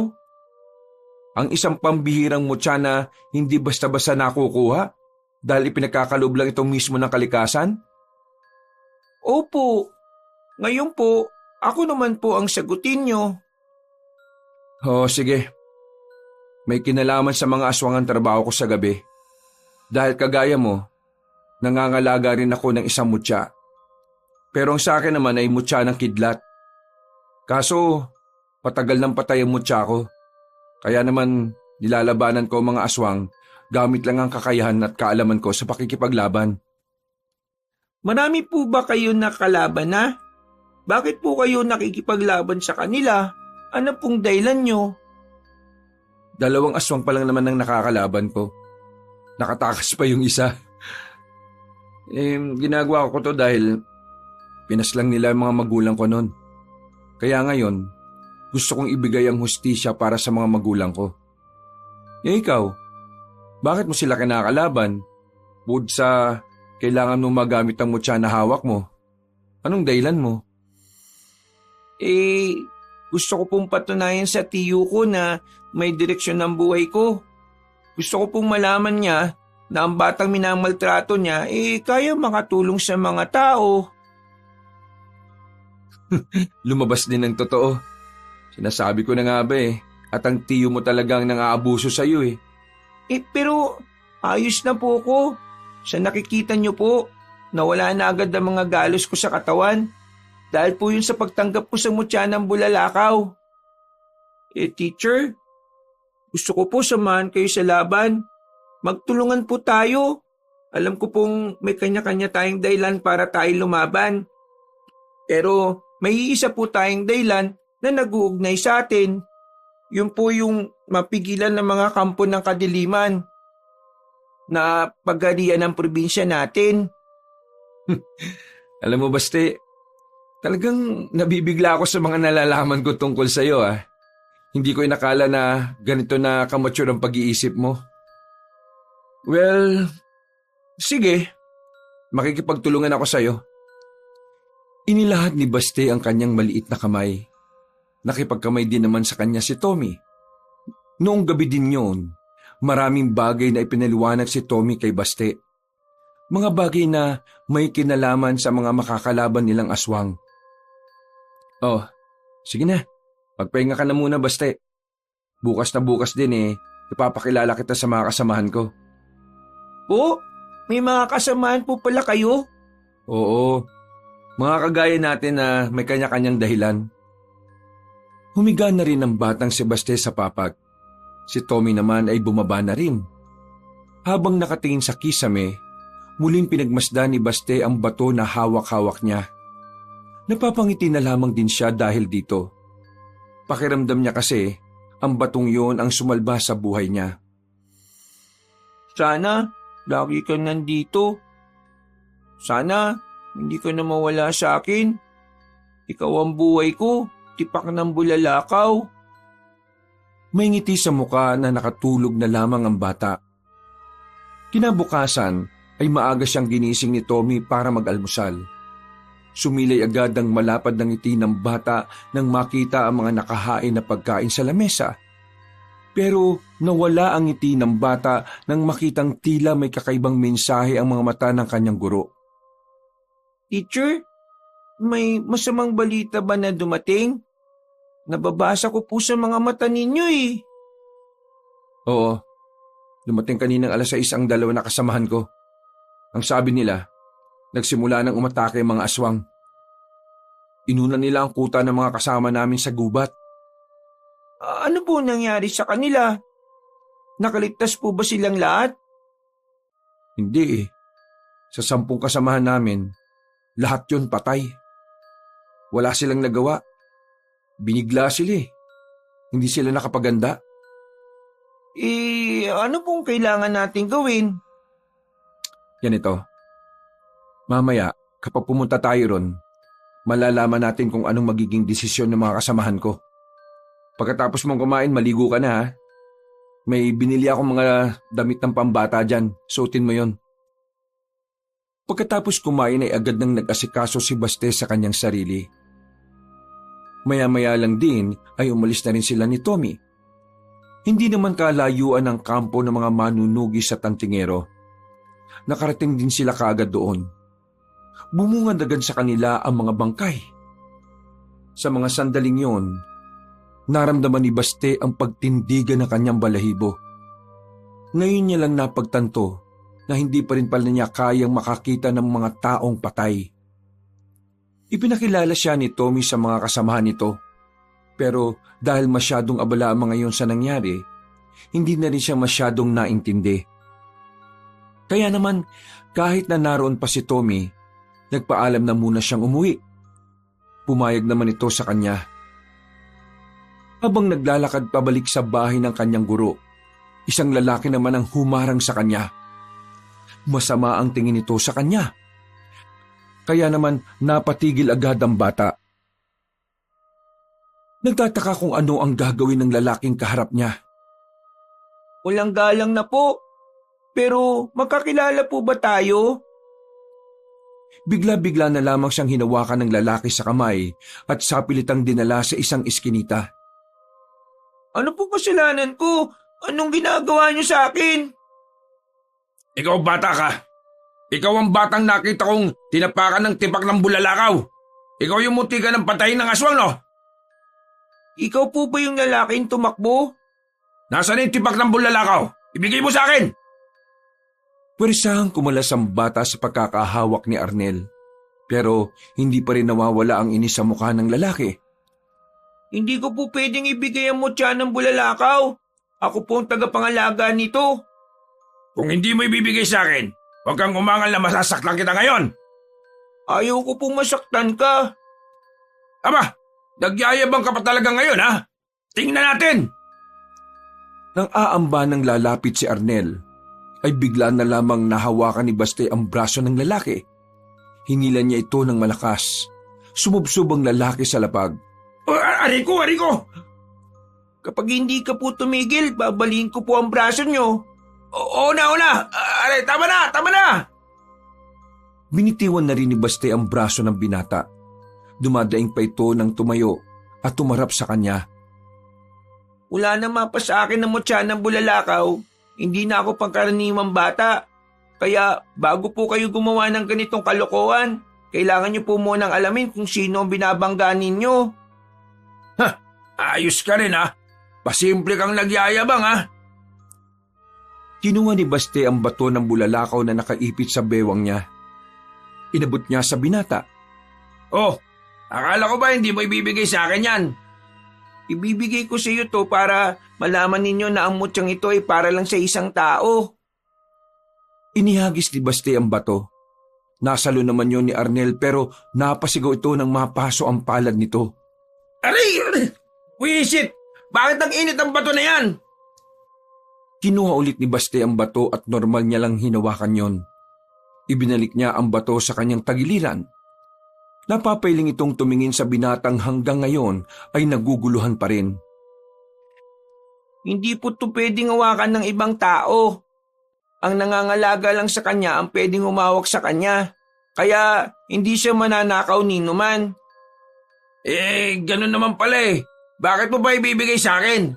Kunti ka ba naman siraulong bata ka eh. Bakit gusto niyo pong kunin yung mutya ng bulalakaw? Hindi ka naman po aswang. Wala ka na ron. Hindi ko obligasyon na magpaliwanag sa'yo. Manunugis ka rin ba? Yung matandang aswang na ginapos nyo, sino siya? Hindi ko na uulitin ang sinabi ko. Total, wala naman ako mapapala rito. O sige na, alis na ako. Alam ko pong iisa lang ang gusto natin mangyari. Yun ay ang mapas lang ang mga aswang at mapigilan sila sa kasamaan nila. Tumingin sa kanya ng seryoso ang binata. Ngumisi lang yun sa kanya at naglakad na rin. Basti po yung pangalan ko. Ano pong pangalan nyo? Arnel! Hinayaan na lamang ng bata si Arnel na makalayo. Bumuntong hininga na lamang si Baste. Umuwi na lang siya sa bahay ni Tommy. Tulala at hindi mapakali ang isipan ng bata. Bumalik sa kanyang alaala ang babaeng nakalaban niya sa warehouse. Aminado ang bata na ramdam niyang mabangis ang dalagang yon. Hindi naman siya nababahala. Ang kinababahala lamang niya ay kung gaanong karaming aswang ang posibleng umatake sa kanila. Kung tutuusin, alam ni Baste na hindi naman niya dapat problema yon. Pagkain lang sana ang inaatupag niya. Pero sa kabilang banda, tinanggap na rin niya na hindi na nga siya ang batang si Baste. Kailangan na niyang mag-isip na parang kalibel ng isip ng kanyang guro na si Tommy. Makalipas ang ilang mga sandali, nakabalik na rin ang guro niyang si Tommy. Sa itsura pa lang nito, mahahalata na ang bata ang pagkadismaya. Umupo ang binata sa gilid at saka bumuntong hininga habang nagtatanggal ng sapatos. Ay nako, buti na lang talaga bakasyon na. Kung sumabay pa tong problemang to sa pagtuturo ko baka nabuang na talaga ako. Baste, anong ginagawa mo dyan? Hindi ka pa ba nakain? Hinintay ko po ikaw eh. O sige tara na, kumain na tayo. 2 linggo ang nakalipas. Palihim na nagsasanay ang batang si Baste sa kagubatan. Mas pinauunlad niya pa ang kapangyarihan na meron ng kanyang mutya. Sa mga nakalipas na araw, kahit na papaano ay may maganda namang progreso ang ginawa niya. Mas naiintindihan na niya kung kailan niya dapat mas kailangan ng mutya ng bulalakaw. Natuklasan din niya na meron din parang ibang kakayahan ng mutya. Gaya na lamang ng pag-amoy para sa mga aswang. Pati na rin ang pagpapatigas ng kanyang kamao na magagamit niya kung siya ay susuntok sa kalaban. Siguro naman, kakayanin ko na makaharap sa maraming aswang sa ganitong kalagayan. Kakayanin mo na talaga. Nagulat ang bata nang marinig ang tinig na iyon na parang pinsan na si Waldo. Nagtaka ang bata kung anong ginagawa nito sa baryo na malayo naman sa kanila. Uy, Kuya Waldo, anong ginagawa mo dito? Ikaw, anong ginagawa mo rito? Nag-iinsayo. Mas pinapalakas ko pa yung mutya ng bulalakaw. Hindi ka man lang nagsabi sa akin na umalis ka na sa baryo natin ha. Pero ayos lang, di naman ako nagtatampo. May sinamahan akong manunugis, Kuya Waldo. Dati ko pong guro. Isinali niya ako sa samahan nila. Ang kaso, dahil bata nga lang ako, di naman nila ako masyadong napapansin. Yung tigas naman kasi ng bumbunan mo eh. Sabi ko kasi sa'yo, sa amin ka sumali. Rekta, pasok ka na kaagad. Kasi alam mo kung bakit? Kapag sumali ka sa amin, ikaw ang kauna-unahang miyembro na may mutya. Hindi na mahalaga sa akin kung saan po akong grupo na bibilang. Ang mahalaga sa akin, kung paano ako makakatulong sa lumalalang problema. Alam ko ang nangyayari. May mga aswang na rin kasing nagpakita sa baryo natin. Pero hindi naman sila nanggugulo. Nakakabahala lang talaga kasi palapit na sila ng palapit sa mga tao eh. Sa baryo natin, meron na? Naku, si Tiyo kaya, kumusta siya? Pambira ka naman talagang bata ka oh. Ano pang pakialam mo dun? Pabayaan mo siyang malapa ng aswang. Wala namang ginawang maganda sa iyo yung taong yun eh. Kung mamatay siya, abay, dapat lang sa kanya yun. Kahit naging masama sa akin si Tiyo, di ko alam kung bakit nag-aalala pa rin ako sa kanya. Kasi masyado ka mabait. Yaman mo na yung taong yun. Hindi siya karapat-dapat paglaanan ng oras. Ang isipin mo yung sarili mo. Magpakabuti ka. Ikaw lang aasahan ng sarili mo. Di mo ko pwedeng asahan, kahit ako. Wala pa akong nararating sa buhay. Kuya Waldo, gusto mo bang ipakilala kita sa dati kong guro? para malaman niya na may samahan ka rin na kumukontra sa mga aswang. Pwede naman. Pero meron ko yung pagkain dun. Walang problema sa pagkain, dami dun. Tumungo sila sa bahay ni Tommy. Sakto nang dumating sila ay naroon ang guro. Abalang-abala sa paghahasa ng mga patalim nito. Tumigil lang ito nang makita si Baste. Nakatingin itong binati si Waldo. Teacher, siya po si Kuya Waldo, pinsan ko po. Uy, magandang hapon sa iyo, Waldo. Magandang hapon din po, teacher. Tommy na lang tawag mo sa akin. Teacher, si Kuya Waldo po ay may kaalaman din sa mga aswang. Sa katunayan, may grupo po siya sa baryo. Pwede natin po siyang isama. Ba, talaga? Kung papayag siya pwede naman. Hindi ko kayang bitiwan yung pinakamamahal kong grupo Pero sa mga sandaling ito, gusto kong ako ang maging mukha ng samahan namin bilang representative. Kaya kinararangal kong mapabilang. Kuya Waldo, di mo naman po kailangan maging formal Sige, ganito na lang gawin natin. Bubuo na lang tayo ng sarili nating grupo. Hindi na kasi sila magpapasali Sa katunayan, ayaw ka rin nila, Baste. Wala silang tiwala sa'yo kasi nga bata ka lang daw. Pero kumalas na rin ako sa kanila. Iba na yung mga plano nila Sobrang layo na sa mga napag-uusapan namin. 3 lang po tayo. Kakayanin ba natin sila kung 3 lang tayo? Pero kung 4 tayo, pwede natin silang kayanin. Sabay-sabay silang napalingon sa labas ng bakuran nang marinig ang tinig na yon. Arnel? Magkikilala po kayo? Kapatid ko siya. Kumusta, kuya? Akala ko ba matagal mo nang binitiwan ng pagiging manunugis? Wag mo akong tanungin. Magpaliwanag ka sa akin, Bakit ngayon ka lang nagpakita? Ang tagal kong iniisip kung ano nangyari sa'yo nung pinatakas tayo ni Papa at Mama Di tinangay ako sa ilog nun habang natakas tayo. Tinangay ako ng ilog nung habang natakas tayo. Hinabol ko kayo pero nabigo ako. Huwag ka mag-alala. Nakaligtas naman ako Kita mo naman, di ba? Nasa harapan mo ako ngayon. Anong ginawa mo? Bakit hindi mo kagad ako hinanap? Hinanap kita, no? Pero nakita kong unti-unti mo nang naabot ang pangarap mo. Kaya hindi na kita inabala pa. Ayaw ko maging pabigat sa lahat ng gusto mong gawin. Habang wala ako sa tabi mo, ginagawa ko din yung parte ko para mabigyan ng hustisya yung pagpatay nila sa mga magulang natin. Gumawa rin ako ng sarili kong grupo.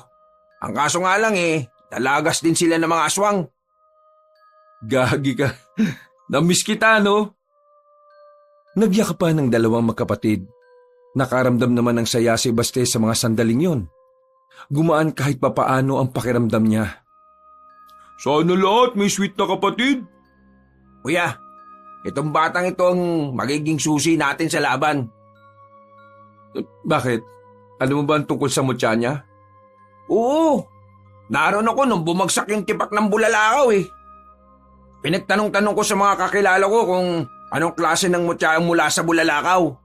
Ang sabi nila, ito raw ang eksaktong pamatay sa mga aswang. Ito lang daw ang nag-iisang mutya na hindi kayang kontrahin ng mga aswang kahit gumamit pa sila ng itim na salamangka. Baste, kailangan mong maging matibay ngayon. Pasensya ka na kasi kabata-bata mo pa. Pero ikaw ang aasahan naming lahat pala dito. Huwag ka mag-alala. Hindi ka naman namin pababayaan Nandito pa rin naman kaming 3 para tulungan ka. Huwag din po kayong mag-alala. Hindi po ako magiging mahina. Lahat po gagawin ko para manalo tayo sa laban. Kung ganun, ihanda na natin ang sarili natin. Pumasok na sila sa loob ng bahay at saka nagsagawa ng kanilang plano. Nagbatuan sila ng mga opinyon. Kahit ang batang si Baste ay nagagawa rin makapagbigay ng suwestyon. Pagdating ng kinagabihan, nakatambay lang sila sa bakuran. Kanya-kanya na silang may hawak ng patalim. Habang ang batang si Basti naman ay kamaulang ang gagamitin sa magiging laban. Pinsan, sigurado ko bang wala kang gagamitin kahit na anong patalim? Kamao lang ang gagamitin ko. Di ko na kailangan pang gumamit ng kahit na anong matalas na bagay. Kakaiba lakas ng mutya ng bulalakaw no? Kahit wala siyang gamit na armas, kakayanin niya. Pero, ikaw bata kailangan mo pa rin mag-ingat Hindi basta-basta makakalaban natin. Tama si Arnel. Hindi tayo pwede makampante. Dapat, laging nasa maayos ang kondisyon ng isip natin para mas madali tayo makapag-isip ng mga paraan. Basta ako, gagamitin ko lahat ng natutunan ko. Anong pangalan mo? Waldo pangalan ko. Arnel naman ang sa akin. Oo, narinig ko naman kanina Marami pong salamat sa inyong tatlo Ha? Salamat saan? Kasi pakiramdam ko po, kuya ko kayong lahat Baste, mula ngayon, isang pamilya na tayo. Natigil lang ang kanilang usapan nang biglang narinig nilang naalarma na ang samahan ng mga manunugis. Pinatunog na rin ang kampana na hudyat na nasa baryo na ang kanilang mga kalaban. Napalunok ng laway ang batang si Baste. Sa mga puntong ito, nararamdaman na nila ang mutya ng bulalakaw. Tila nagliliyab na ito at handang-handa na ring sumabak sa madugong labanan. Kalmado pa ang kalooban nila noong mga sandaling yon. Pero minabuti na rin nilang rumonda sa lugar. Maya-maya pa, nakita nilang hindi na magkandaugaga ang mga manunugis. At ayon sa mga yon, ang mga aswang ay namataan na sa iba't ibang parte ng kanilang baryo. Agad na nagsagawa ng matinding konsentrasyon ng bata. Sa pamamagitan ng kanyang mutya ng bulalakaw, tumalas ang kanyang pakiramdam at nalaman niya ang lokasyon ng mga aswang. Nagtatago lang ang mga nilalang sa pagitan ng baryo at ng gubat. Mga naghihintay lang ng pagkakataon kung kailan aatake. Nakaabang sila. Kailangan po natin silang unahan. Sige, susundan ka namin. Birahin ka agad natin. Sa wakas, makakapatay na naman ako ng aswang. Hindi sila nag-atubili na tumungo sa kinaroroonan ng mga nilalang. Ilang minuto lang pagdating nila doon, nadatnan nga nila ang mga aswang na nagtatago. Bigla silang inatake ng mga yon. Mabuti na lamang ay nakahanda na sila sa mangyayari. Nakipagsagupaan sila. Kitang-kitang mabilis din ang mga aswang, kaya hindi naging madali para sa kanila na saglitin ang laban.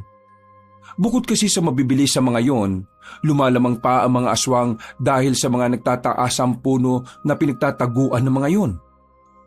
Kakaiba mga aswang to. Parang pinagandaan din nila ang pagharap natin. Alam na siguro nila ang tungkol sa mutya ng bulalakaw. Ang babaeng may pangalan na Carmina, nakalaban ko na siya pero nakatakas siya Siguro siya ang nagsabi sa mga kasama niya tungkol sa akin at tungkol na rin sa mutya ng bulalakaw. Biglang may lumitaw na aswang sa gilid ni Baste. Akmang sasakmalin siya nito pero dahil nakahanda naman ng bata, nagawa niya itong ilagan. Sinuntok niya ng malakas ang mukha ng aswang. Narinig pa nilang tumunog ang panga ng aswang. Bumagsak sa lapag at nangisay-ngisay at tuluyan ng namatay. Pabirang lakas yan, Baste! Alerto! Lumabas na ang aswang at sabay-sabay na lumusob sa kanila.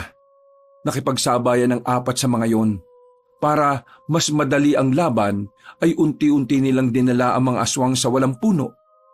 Bumalik sila sa baryo at sinundan sila ng mga aswang hanggang sa bakanting lote. Ito na ang pagkakataon natin!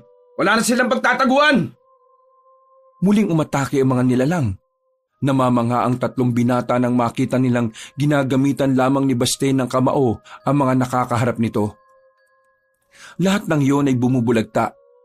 Namamatay kahit suntok lang ang ginagawa ng bata. Mga ilang sandali pa, naubos na rin nila ang unang hanay ng mga aswang. May tinamon na rin naman silang sugat, pero hindi naman yon malalalim. Ayos lang ba kayo? Tumango lamang silang bilang tugon. Aabante na sana sila sa susunod na pinagtataguan ng mga aswang nang biglang may mga dumating na naman. Isang grupo ng mga aswang na pinamumunuan ng isang babae. Ang babaeng pamilyar kay Baste. Siya yung babaeng yun. Siya ang nakalaban ko nung nasa abandonadong warehouse ako. Insan, sabihin mo nga, mabangis ba ang babaeng yan? Opo, mabangis din siya. Kaya hindi natin siya dapat minamaliit. Pinalibutan sila ng mga aswang. Tila nakikiramdam muna sa kanila ang mga yon. Hindi rin matukoy ng batang si Baste kung ano ang binabalak ng mga kalaban nila. Nagtataka ang mga yon kung bakit nakatayo at nakapalibot sa kanila ang mga aswang. Ano? Naduduwag na ba kayo? Lumapit kayo at magkaalaman na! Walang nagsasalita sa mga aswang. Nanatiling nakatingin lang sa kanila at hindi man lang gumagawa ng kahit na anumang masamang kilos. Naghinala na si Baste sa mga pagkakataong ito. Palagay niya walang balak na umatake sa kanila ang mga aswang na kaharap nila. Napagtanto niya na gusto lamang sila nitong manatili roon para hindi nila mapuntahan agad ang ibang lugar na aatakihin ng mga ito. Kailangan na po nating umalis. Pinatatagal lang nila ang oras natin dito para magkaroon ng pagkakataon ng ibang aswang na umatake sa ibang parte ng lugar natin. Napansin ni Baste na tila nabigla ang babaeng si Carmina. Kaya naman, bago sila makaalis doon, ay bigla na lamang nagsikilo sa mga aswang. Talagang hindi sila papaalisin ng mga yon. Dito lang kayo. Kami ang kalaban ninyo. Nagsimula muli ang banatan. At sa pagkakataong ito, mas naging agresibo ang mga aswang. Kaya ang apat, halos hindi sila makalayo-layo. Magkakadikit lamang sila at magkakatalikuran. Sa ganitong posisyon, nahihirapan ang mga aswang na makalapit sa kanila. Pero alam ni Baste na hindi dapat tumagal ang laban na yon. Nakikita niya kasing tila hindi rin naman handang makipaglaban ang mga aswang. Pinapatagal lang talaga ng mga yon ang pananatili nila roon. Hindi na nagsayang na pagkakataon pa ang batang si Baste. Naglakad ito paabante. Ipinagtaka naman ito ng kanyang mga kasama. Maging ang mga aswang na rin lalo na si Carmina. Baste, anong gagawin mo? Hindi na nagsalita pa ang bata. Huminto ito sa gitna. Ipinikit ang kanyang mga mata at nagsimulang bumulong sa hangin. Ano pang hinihintay niyo mga inutil kayo? Atakihin niyo na ang pupit na yan! Sabay-sabay na lumapit ang mga aswang kay Baste. Pero sa hindi malamang dahilan, hindi nila magawang hawakan ng bata. Napatigil ang mga aswang nang makita nilang umuusok ang kamao ni Baste.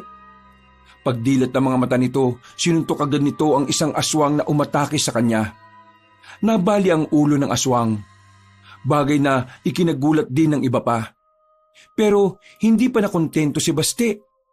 Hanggat nakikita niyang buhay ang mga aswang, hindi siya magdadalawang isip na gamitin ang kanyang lakas. Nilampaso niya ang mga aswang, binalibag, tinadyakan at pinagbababasag niya ang mukha ng mga yon. Ang mga natitirang aswang, natutong matakot sa bata. Nawala ang pagkabangis ng mga yon. Hindi na magawa pang makaatake. Mga tuwag ba kayo? Atakihin niyo ang batang yan! Bata lang yan! Nagalit ang babaeng si Carmina. Kaya sa mga sandaling ito, napilitan na lamang din itong magpalit ng anyo para harapin ang bata. Masyado ka na masakit sa ulo ko, bata ka! Alam ko pong hindi ikaw ang pinakapinuno ng mga aswang. Nabasa ko sa mga matumuno na meron ka pang isang sinasamba. Nasaan ang pinuno ninyo? Ang kapal naman ang mukha mong itanong sa akin ng bagay na yan. Sino ka ba sa akala mo para makaharap ang pinuno namin? Isa ka lang batang aksidenteng pinagkalooban ng mutya. Hindi mo siya kakayanin kapag nakaharap mo na siya. Kakayanin ko ang pinuno ninyo kasi nasa likuran ko po ang taong nagmamahal at sumusuporta sa akin. Pati na rin ang mga tao ng bayan na ito. Kuya, kanya ba talaga magsalita ang batang yan? Parang bayani, oh. Isa naman talaga siyang bayani. Siya ang magiging pangunahing bayani ng bayan na ito. Hindi nagtagal, gumapang ng mabilis ang dalaga patungo sa bata. Pumaibabaw si Carmina sa batang si Baste. Pero tinadyakan lang ito palayo. Nang makabangon si Baste, ito naman nung lumapit sa dalaga. Nahawakan ng bata ang damit ni Carmina na siya naman itong hinilan ng malakas. Hinambalos niya ang babae sa lapag. Pagkatapos, pinakawalan ni Baste ang malakas nitong suntok sa mukha ng dalaga. Sa lakas ng suntok, tumabingi na ang matangos na ilong ng babaeng aswang. Walang iya ka! Walang iya kang bata ka! Sinira mo magandang ilong ko! Wala pa po yung kumpara sa mga buhay na nasira ninyo! Wala akong pakialam! Papatayin kita! Papatayin kita! Nangisay ang dalaga. May mga tumunog na buto sa katawan nito. Kasunod nito ay ang bahagyang paglaki ng mga muscle ni Carmina. Palagay ng bata, yun ang huling pagpapalitan nyo ng babae.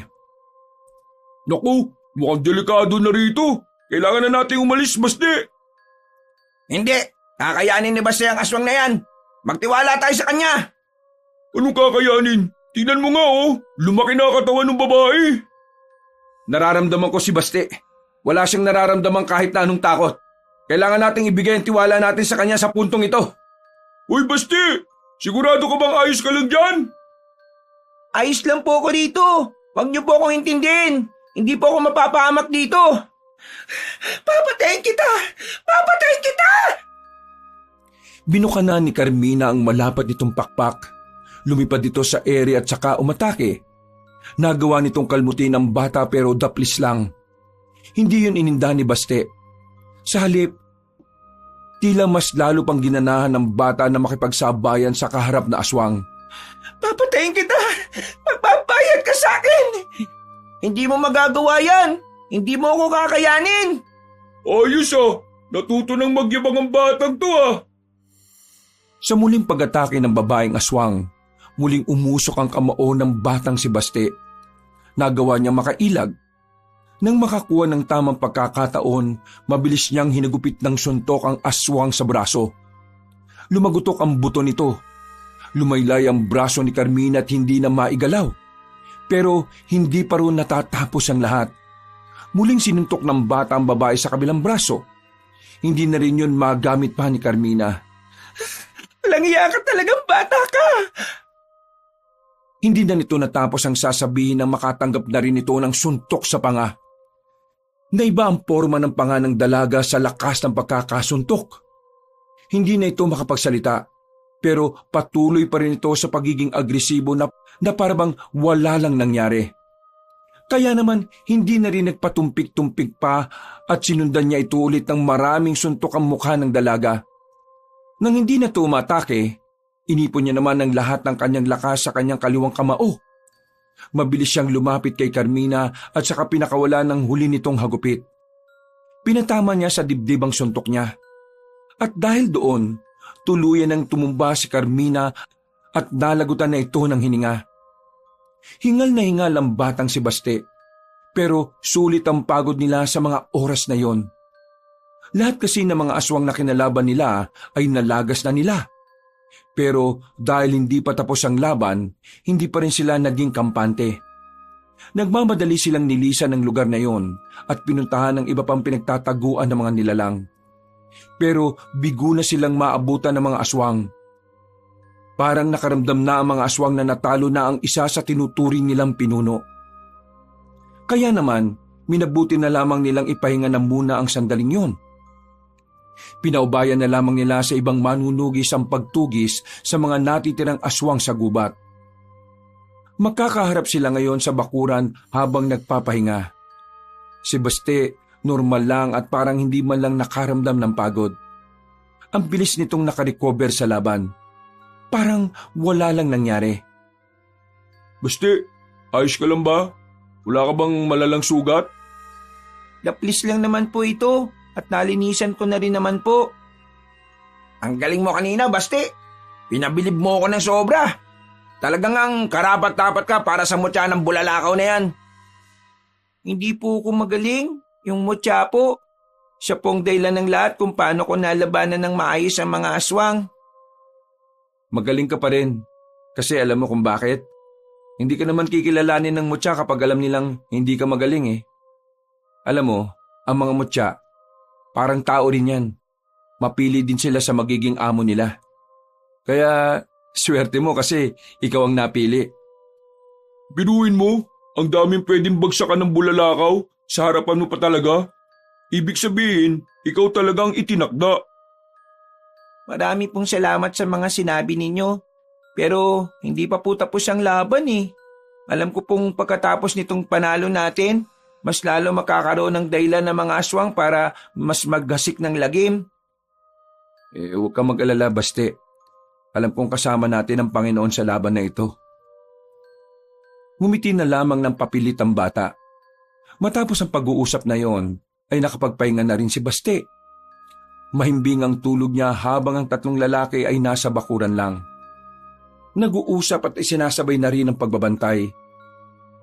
Kinaumagahan, naisipan ni Baste na pumasyal sa kanilang baryo.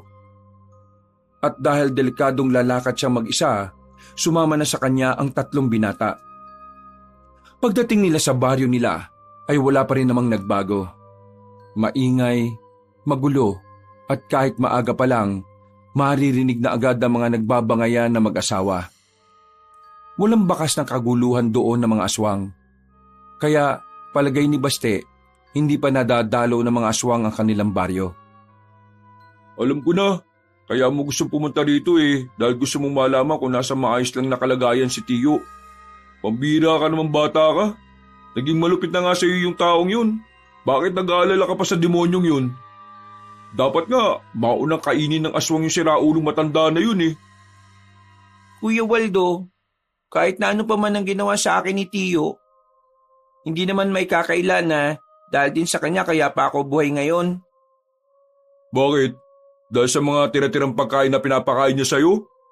Parang ginagawa ka nga niyang aso sa mga pagkain na binibigay niya sa'yo Gusto ko lang magpaalam kay Tiyo, kaya gusto kong makita na nasa maayos siyang kalagayan. Waldo, hayaan natin siyang maramdaman kung anong gusto niyang maramdaman. Huwag natin pilitin si Baste na magalit sa tiyuhin niyo kung talagang napakabukal ng kalooban niya. Pero may tama naman si Waldo Ano pang punto kung magiging mabait ka sa taong lumapastangan sa'yo? Wala tayong magagawa.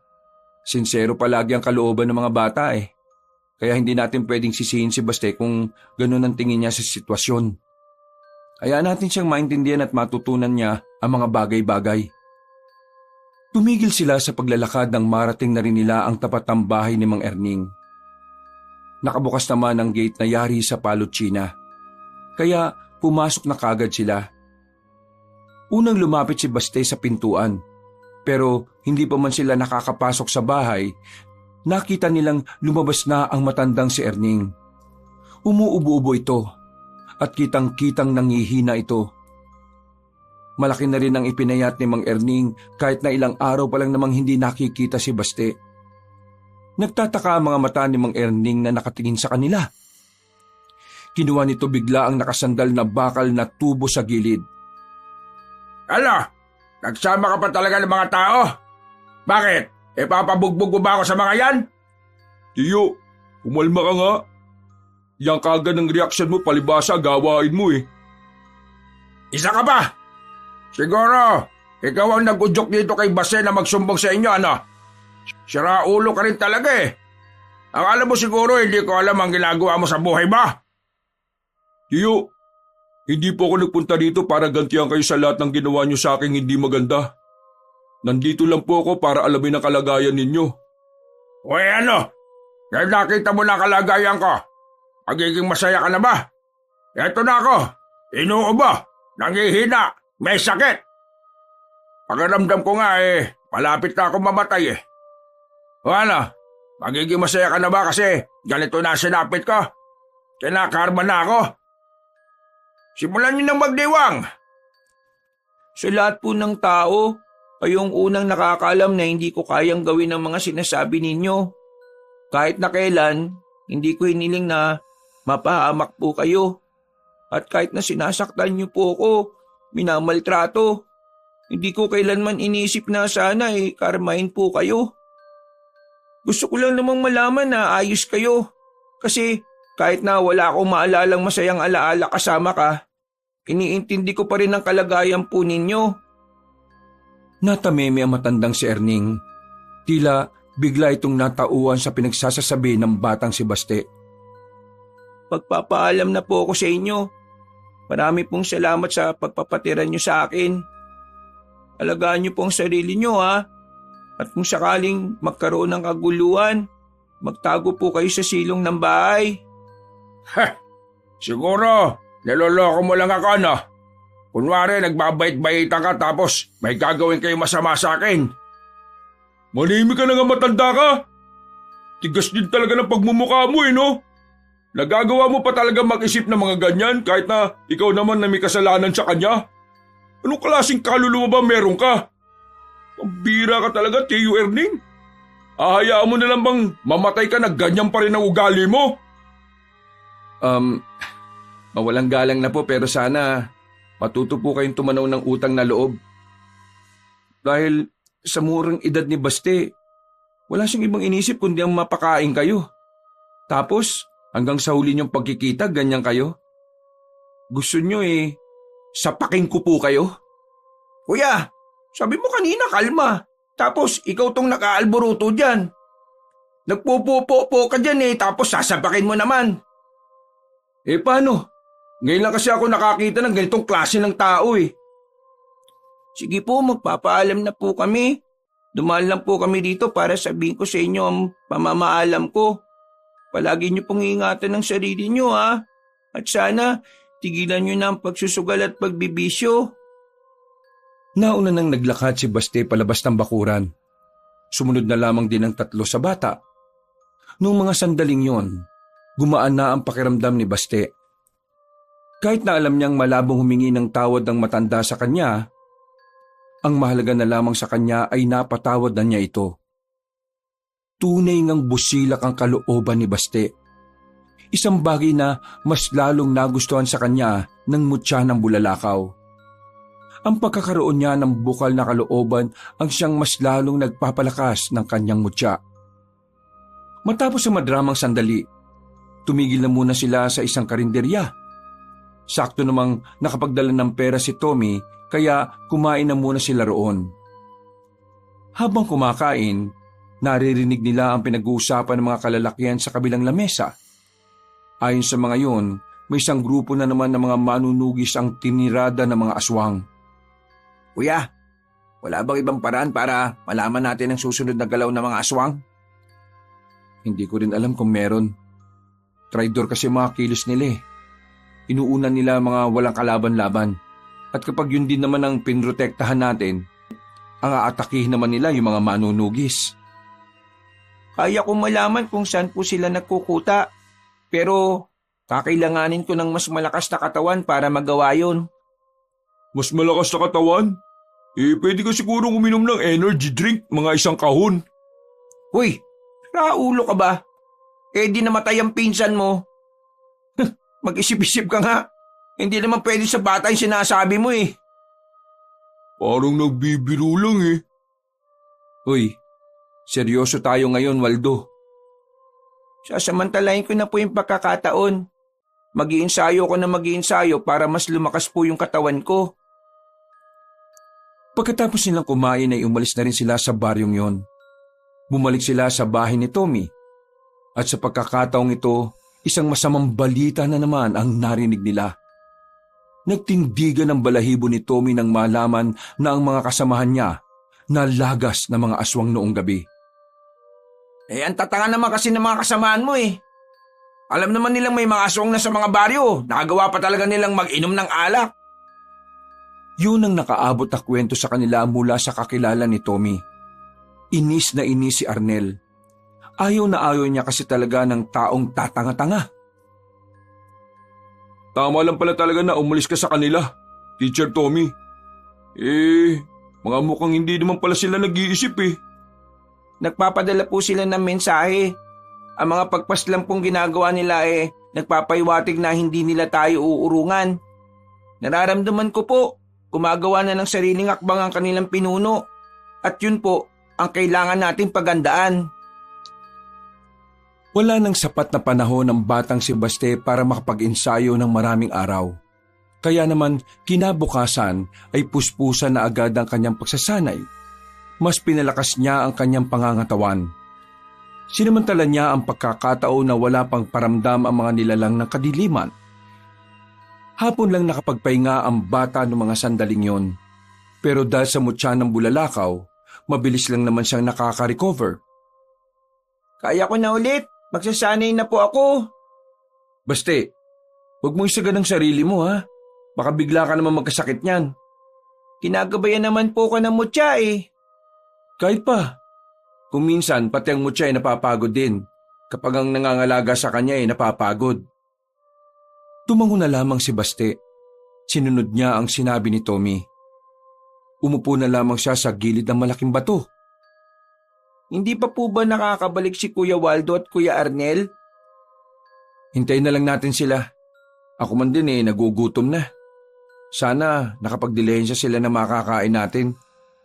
Gusto niyo po ba manghuli ako ng isda dito sa ilog? Ikaw talaga. Wala namang isda dito sa ilog eh. Bakit po wala? Hindi tumatambay ang mga isda sa tubig na may malakas na agos. Kadalasan, sa mga tubig sila nakalmado. Sayang naman po.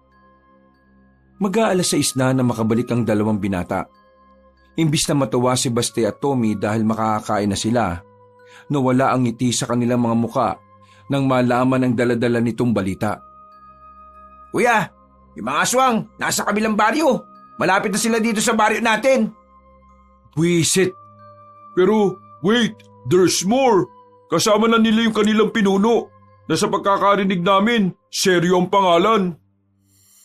Hindi na pala natin sila kailangang hanapin. Sila na mismong lumapit. Kailangan na po nating hanapin ng mga aswang. Pinatunog na ng batang si Baste ang kanyang mga daliri. Handang-handa na siya sa paparating na laban. Wala silang sinayang na pagkakataon. Pinunta na nila ang baryo. Pagdating nila roon, normal pa rin ang lahat. Wala pa silang nararamdaman o nakikitang aswang man lang. Pero hindi na sila naging kampante. Dahil sa pagiging tahimik ng baryo, nararamdaman ni Baste na paparating na ang mga magdadala ng kamatayan ng lahat. Tumayo silang apat sa gitna ng daan. Nakikiramdam, nagmamasid. Alerto na silang lahat. Pero hindi pa rin maiwasan na kabahan. Sa dami ng aswang, alam ni Baste na magiging mahirap sa kanila ang laban. Nandiyan na po sila. Humigpit ang hawak ng 3 binata sa kanilang mga sandata. Nagsimulang dumaloy ang kaba sa kanilang kalooban nang magpakita na sa kanila ang pinuno ng mga aswang. Kaswalang itong naglakad at tumigil sa harapan nila.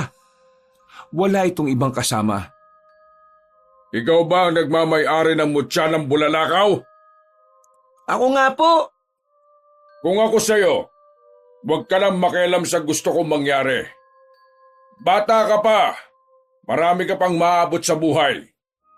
Pero hindi mo magagawa yon kung ngayon mamamatay ka. Isa lang naman po ang gusto kong gawin eh. Yun ay ang ipagtanggol at ang kaligtasan ng mga tao. Umawa ng mahina si Mang Seryo. Minalit nito ang ambisyon ng bata na makuha ang kapayapaan. Sa tagal na kasing aswang ni Mang Seryo, ito ang unang pagkakataon na nakatagpo matanda ng batang nangangalaga sa mutya. Hindi ko na kailangan magsayang pa ng oras sa inyo. Wala sa inyo ang makakapantay sa lakas ko. Mga kasama, tapusin niyo na mga ito! Nagsilabasan ng mga aswang na nagtatago lang pala sa gilid-gilid. Unang kita pa lang ni Baste.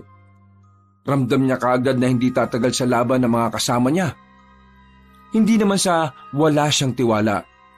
Ang tumatakbo sa isipan niya ang realidad na kahit kailan hindi mananalo ang kaunting bilang sa mas nakakarami.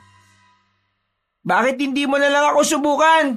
Para malaman natin kung talagang hindi ako papantay sa lakas nyo.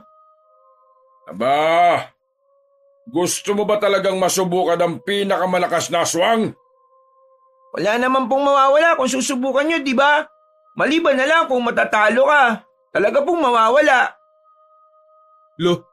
Talagang yumayabang nitong pinsan ko. Tinanggal na matandang si Seryo ang damit niya. Nakita nila ang katawan nitong kahit kulubot na ay punong-puno ng mga tato. Sige, pagbibigyan kita. Pero wag mo akong sisisihin kapag namatay ka. Wala pong makikialam ha. Kaming dalawa lang ang maglalaban. Baste, sigurado ka ba sa sinasabi mo? Pabayaan mo siya, kuya. May paraan siyang naisip. Gusto niya kalabanin mag-isang matandang yan para kahit na papaano hindi agad tayo maubos. Huwag kayong mag-alalang tatlo. Kapag napas lang ko ang batang ito, kayo naman ang isusunod ko. Hindi na nagsalita pa si Baste. Inihanda na rin niya ang kanyang sarili. Naramdaman na lang niyang dumadaloy na sa kanyang buong sistema ang kapangyarihan ng mutya. Umatras na sila Tommy. Magkaharap na rin ang bata at ang matanda. Hindi na nagsayang ng pagkakataon ng batang si Baste. Buong puwersa niyang nilapitan si Mang Seryo. Hindi na namalayan na matanda ang kanyang paglapit. Kaya naman nagawa na niya itong suntukin sa muka. Tumunog ang buto sa leeg na matanda. Tumabingi ang ulo nito. Pero parang wala lang nangyari. Binalik lang ulit ni Mang Seryo sa dati ang leeg nito. Pambira! Nabali ang leg tapos ginanon lang? Akabit ka agad? Kagaya ng inaasahan ko, hindi siya basta-basta. Tunay ngang malakas ka, bata! Ang kaso nga lang, masyado ka pang hilaw. Ngayon, ako naman! Nag-iba ang kulay ng mga mata ng matandang aswang. Nagkaroon din ito ng ugat sa muka. Sa isang iglap lang, nasa harapan na ito ng bata. Dinakma ni Mang Seryo sa kwelyo ang bata. Binalibag nito ang bata sa pader ng bahay. Hindi pa man nakakabangon si Baste, ay sumunod agad ito. Dinakma naman ito sa buhok si Baste. Sapilitang inangat sa ere at saka sinampal ng malakas sa muka. Hindi ako pumapatol sa bata. Pero dahil masyado kang makulit, ipapatikim ko sa iyo ngayon ang pagkairita ko sa iyo. Hindi niyo ako masisindak. Sanay na akong binubugbog na matanda. Kaya normal na lang sa akin to. Hinawakan ni Baste ang kamay ni Mang Seryo. Hinigpitan niya ang pagkakahawak hanggang sa mabitiwan siya nito. Hindi siya nagsayang ng oras. Lumundag siya sa harapan ni Mang Seryo at saka tinusok nito ang mata na matanda. Pagkakataon na sana niya para makagawa ng pag-atake, pero nagulat sila habang hawak lang ni Mang Seryo ang kanyang kamao. Kahit nakapikit ang matandang aswang, wala pa rin umuubra sa taktika ng bata. Alam mo ba na mga aswang ay kayang makipaglaban kahit walang nakikita? Kung hindi mo alam, ngayon alam mo na! Isang malakas na suntok ang pinakawalan ni Mang Seryo sa maliit na katawan ni Baste. Tumilapo ng bata sa harapan ng tatlong binata. Kita nilang dumura na ng dugo si Baste. Kaya naman pumorma na rin silang tatlo. Batid nilang hindi sila mananalo kay Mang Seryo.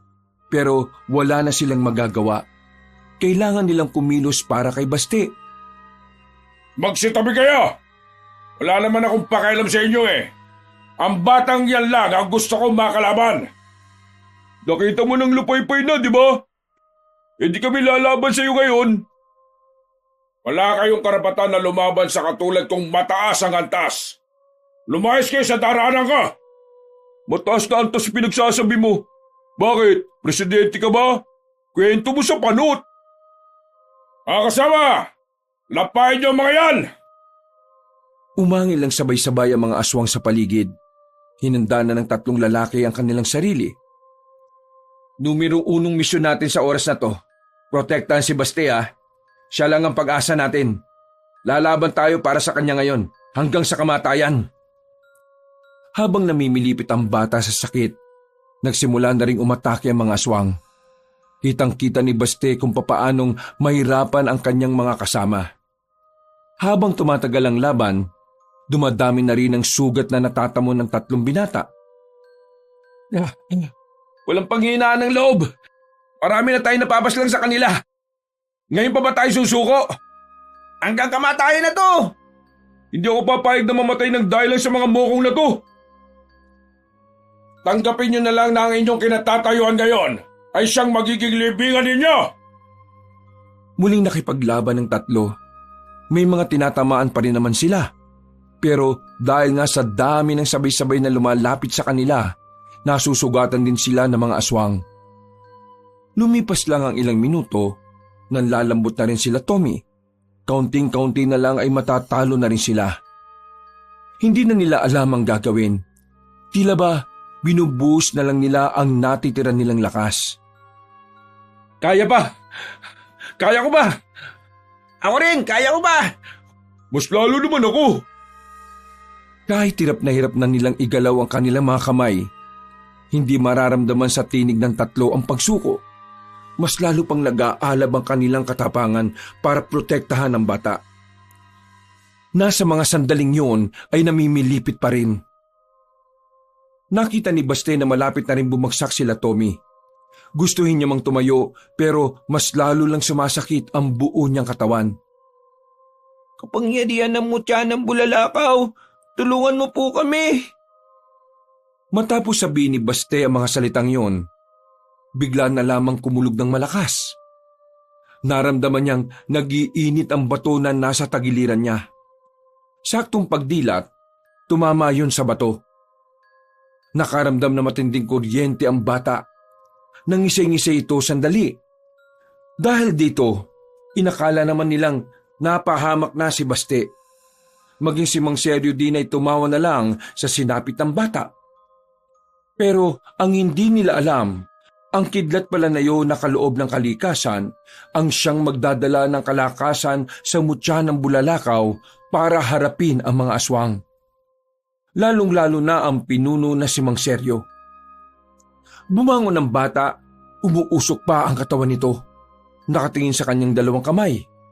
Tila nahihiwagaan na siya at tila namamangha sa kanyang nararamdaman.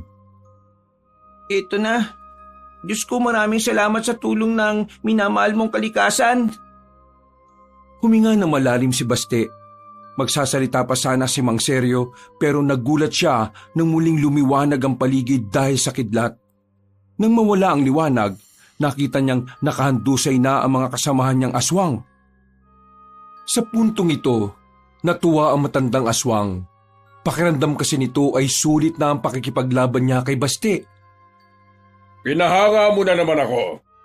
Ngayon, nakakasiguro na ako magiging masaya ako sa magiging laban natin. Ako si Seryo, ang pinuno ng mga aswang. Dinideklara ko na ang lahat ng nakalabang ko, ikaw ang pinakamalakas! Sumigaw ng malakas sa matandang aswang. Pinakita na nito ang malahalimaw nitong anyo. Nagkaroon pa ito ng sungay na paikot, na parabang gaya ng sakambing. Lumaki rin ang kamay nito. Kayang-kaya nitong dakmain ang muka ng kahit na sino. Halika! Lumapit ka sa akin ng... Bumaon na lamang ang kamay ni Baste sa tagiliran ng matandang aswang. Kahit na matigas ang katawan nito, ay nagawa pa rin ni Baste na masaktan si Mang Seryo. Tumilapo na matanda sa mga drum. Pero agad din naman itong bumangon. Dahil sa pagkainsulto, ang matanda na mismo ang kusang umatake kay Baste. Sinuntok nito si Baste at tinamaan naman ito. Tumansik ang bata sa silong ng isang bahay. Lumapit doon si Mang Seryo pero nagulat na lamang siya nang maramdamang nasa likod na si Baste. Huli na nang lumingon siya dahil isang malakas na suntok na naman ang tumama. Halos hindi makahinga si Mang Seryo sa lakas ng suntok ni Baste. Ibang-iba na ang bata sa mga sandaling yon. Parang hindi na ito bata sa sobra nitong lakas at bilis. Buwisit na bubwit to ah! Sinong daga ba ang nagluwal sa iyo sa mundong ito? Napaka... Aray!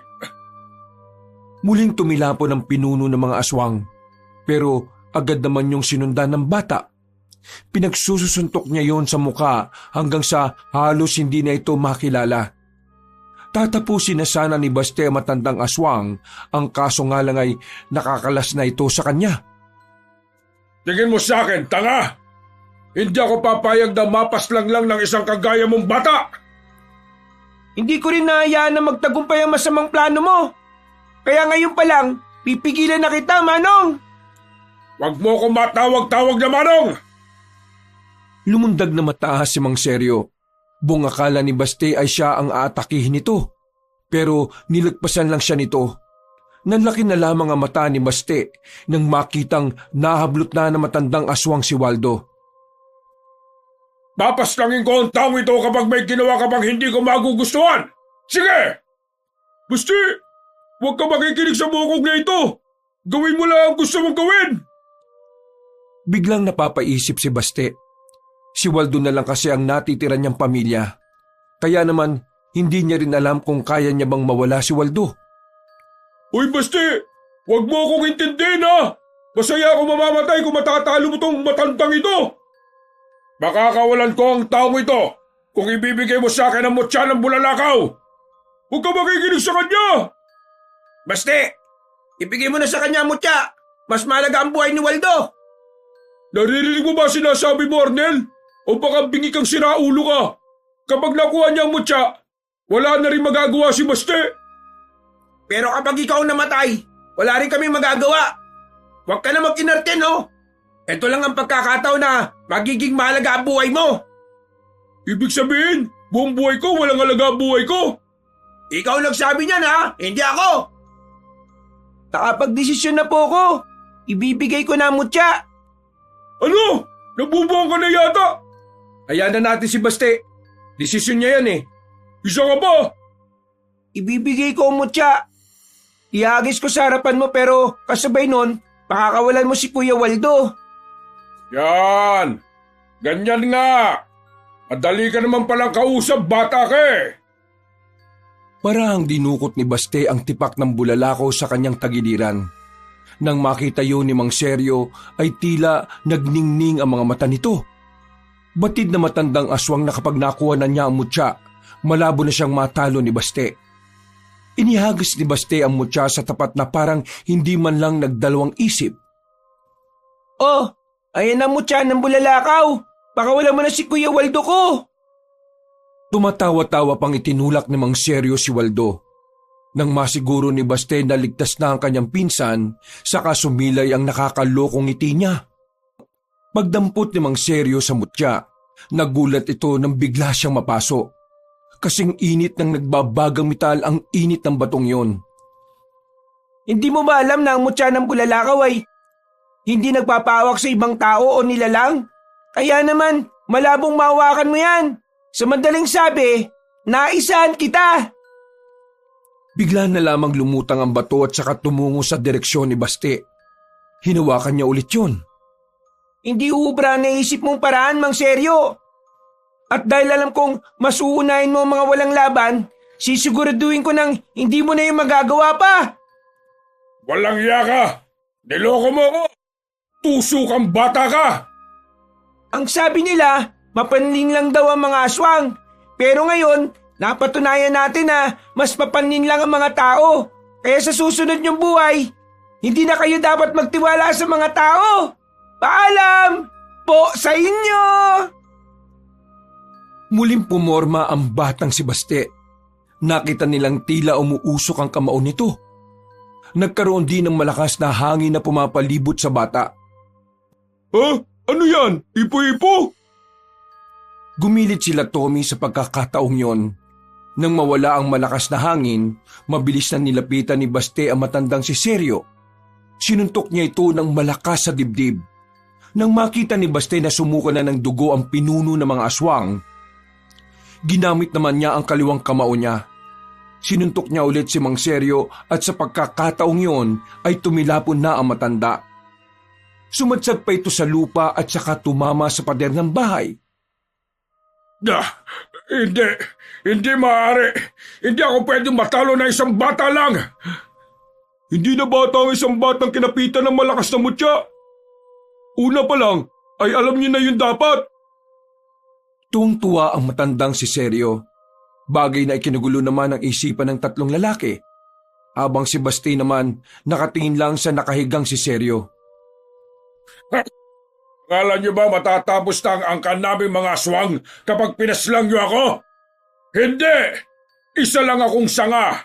Hindi niyo pa nahahanap ang puno. Kung kinakailangan na baliin namin ang sanga ng puno na sinasabi mo, gagawin ko yun ng paulit-ulit. Nilapitan ni Baste si Mang Seryo. Hinawakan niya ang matanda sa kwelyo at pinaupo. Isinandal niya yun sa pader. Unti-unting pumikit ang matandang si Seryo. Buong akala nila ay patay na ang matandang aswang. Pero pagtalikod ni Baste, bigla na lamang yung tumayo at takmang kakagatin nito ang bata. Pero mabilis na nakailag si Baste at saka nagpakawala ng suntok. Sa lakas ng pagkakasuntok niya sa dibdib ni Mang Seryo, lumabas ang buto nito sa likuran. Dahil doon, bumagsak agad ito at sunod-sunod na sumuka ng dugo. Nakatingin ito kay Baste. Mga ilang sandali lang ay nalagutan na ito ng hininga. Lumapit naman sila Tommy sa kanya. Sinilaban nila ng apoy ang katawan ni Mang Seryo. Natapos na natin ang laban. Nagtagumpay na tayo. Magkakahalong emosyon ang nararamdaman nila sa mga sandaling ito.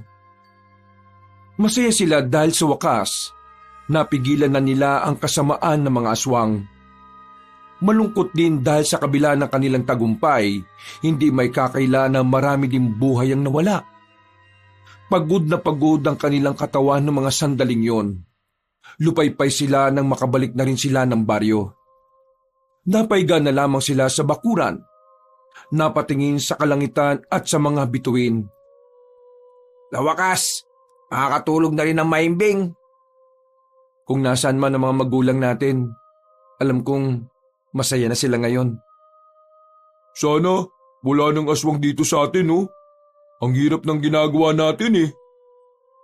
Kung sakali mang may aswang pa rin dito, hindi pa rin ako titigil na gawin ang tungkulin ko bilang tagapangalaga ng mutya ng Bulalakaw. Hindi matatapos ang tungkulin natin sa isang tagumpay lang. Magpapatuloy ito hanggat hindi pa tayo nakakasigurado na wala nang aswang sa bansang ito. Hanip, parang matanda ka na talaga magsalita ngayon, ha? Tama na muna siguro yung usapan na ganito. Tumayo na tayo at gamutin natin ang mga galos natin. Kinaumagahan, bumalik na si Waldo at Baste sa kanilang baryo. Maging sa kanilang baryo, pumutok din ang balita na si Baste at ang 3 binata ang nakatalo sa mga aswang. Dahil dito, nakilala sila sa kanilang kabayanihan. Marami ang humanga sa kanila. Habang naglalakad, nakita nila si Mang Erning. Hindi makatingin ng maayos sa kanila, pero pasimple itong tumango at ngumiti. Ngumiti na lang din si Baste. Noong mga sandaling yon, sinabi niya sa kanyang sarili na handa na niyang kalimutan ang masamang nakaraan niya. Gusto niyang simulan ang kanyang bagong buhay kasama ang mga taong tunay na nagmamahal sa kanya. Wakas,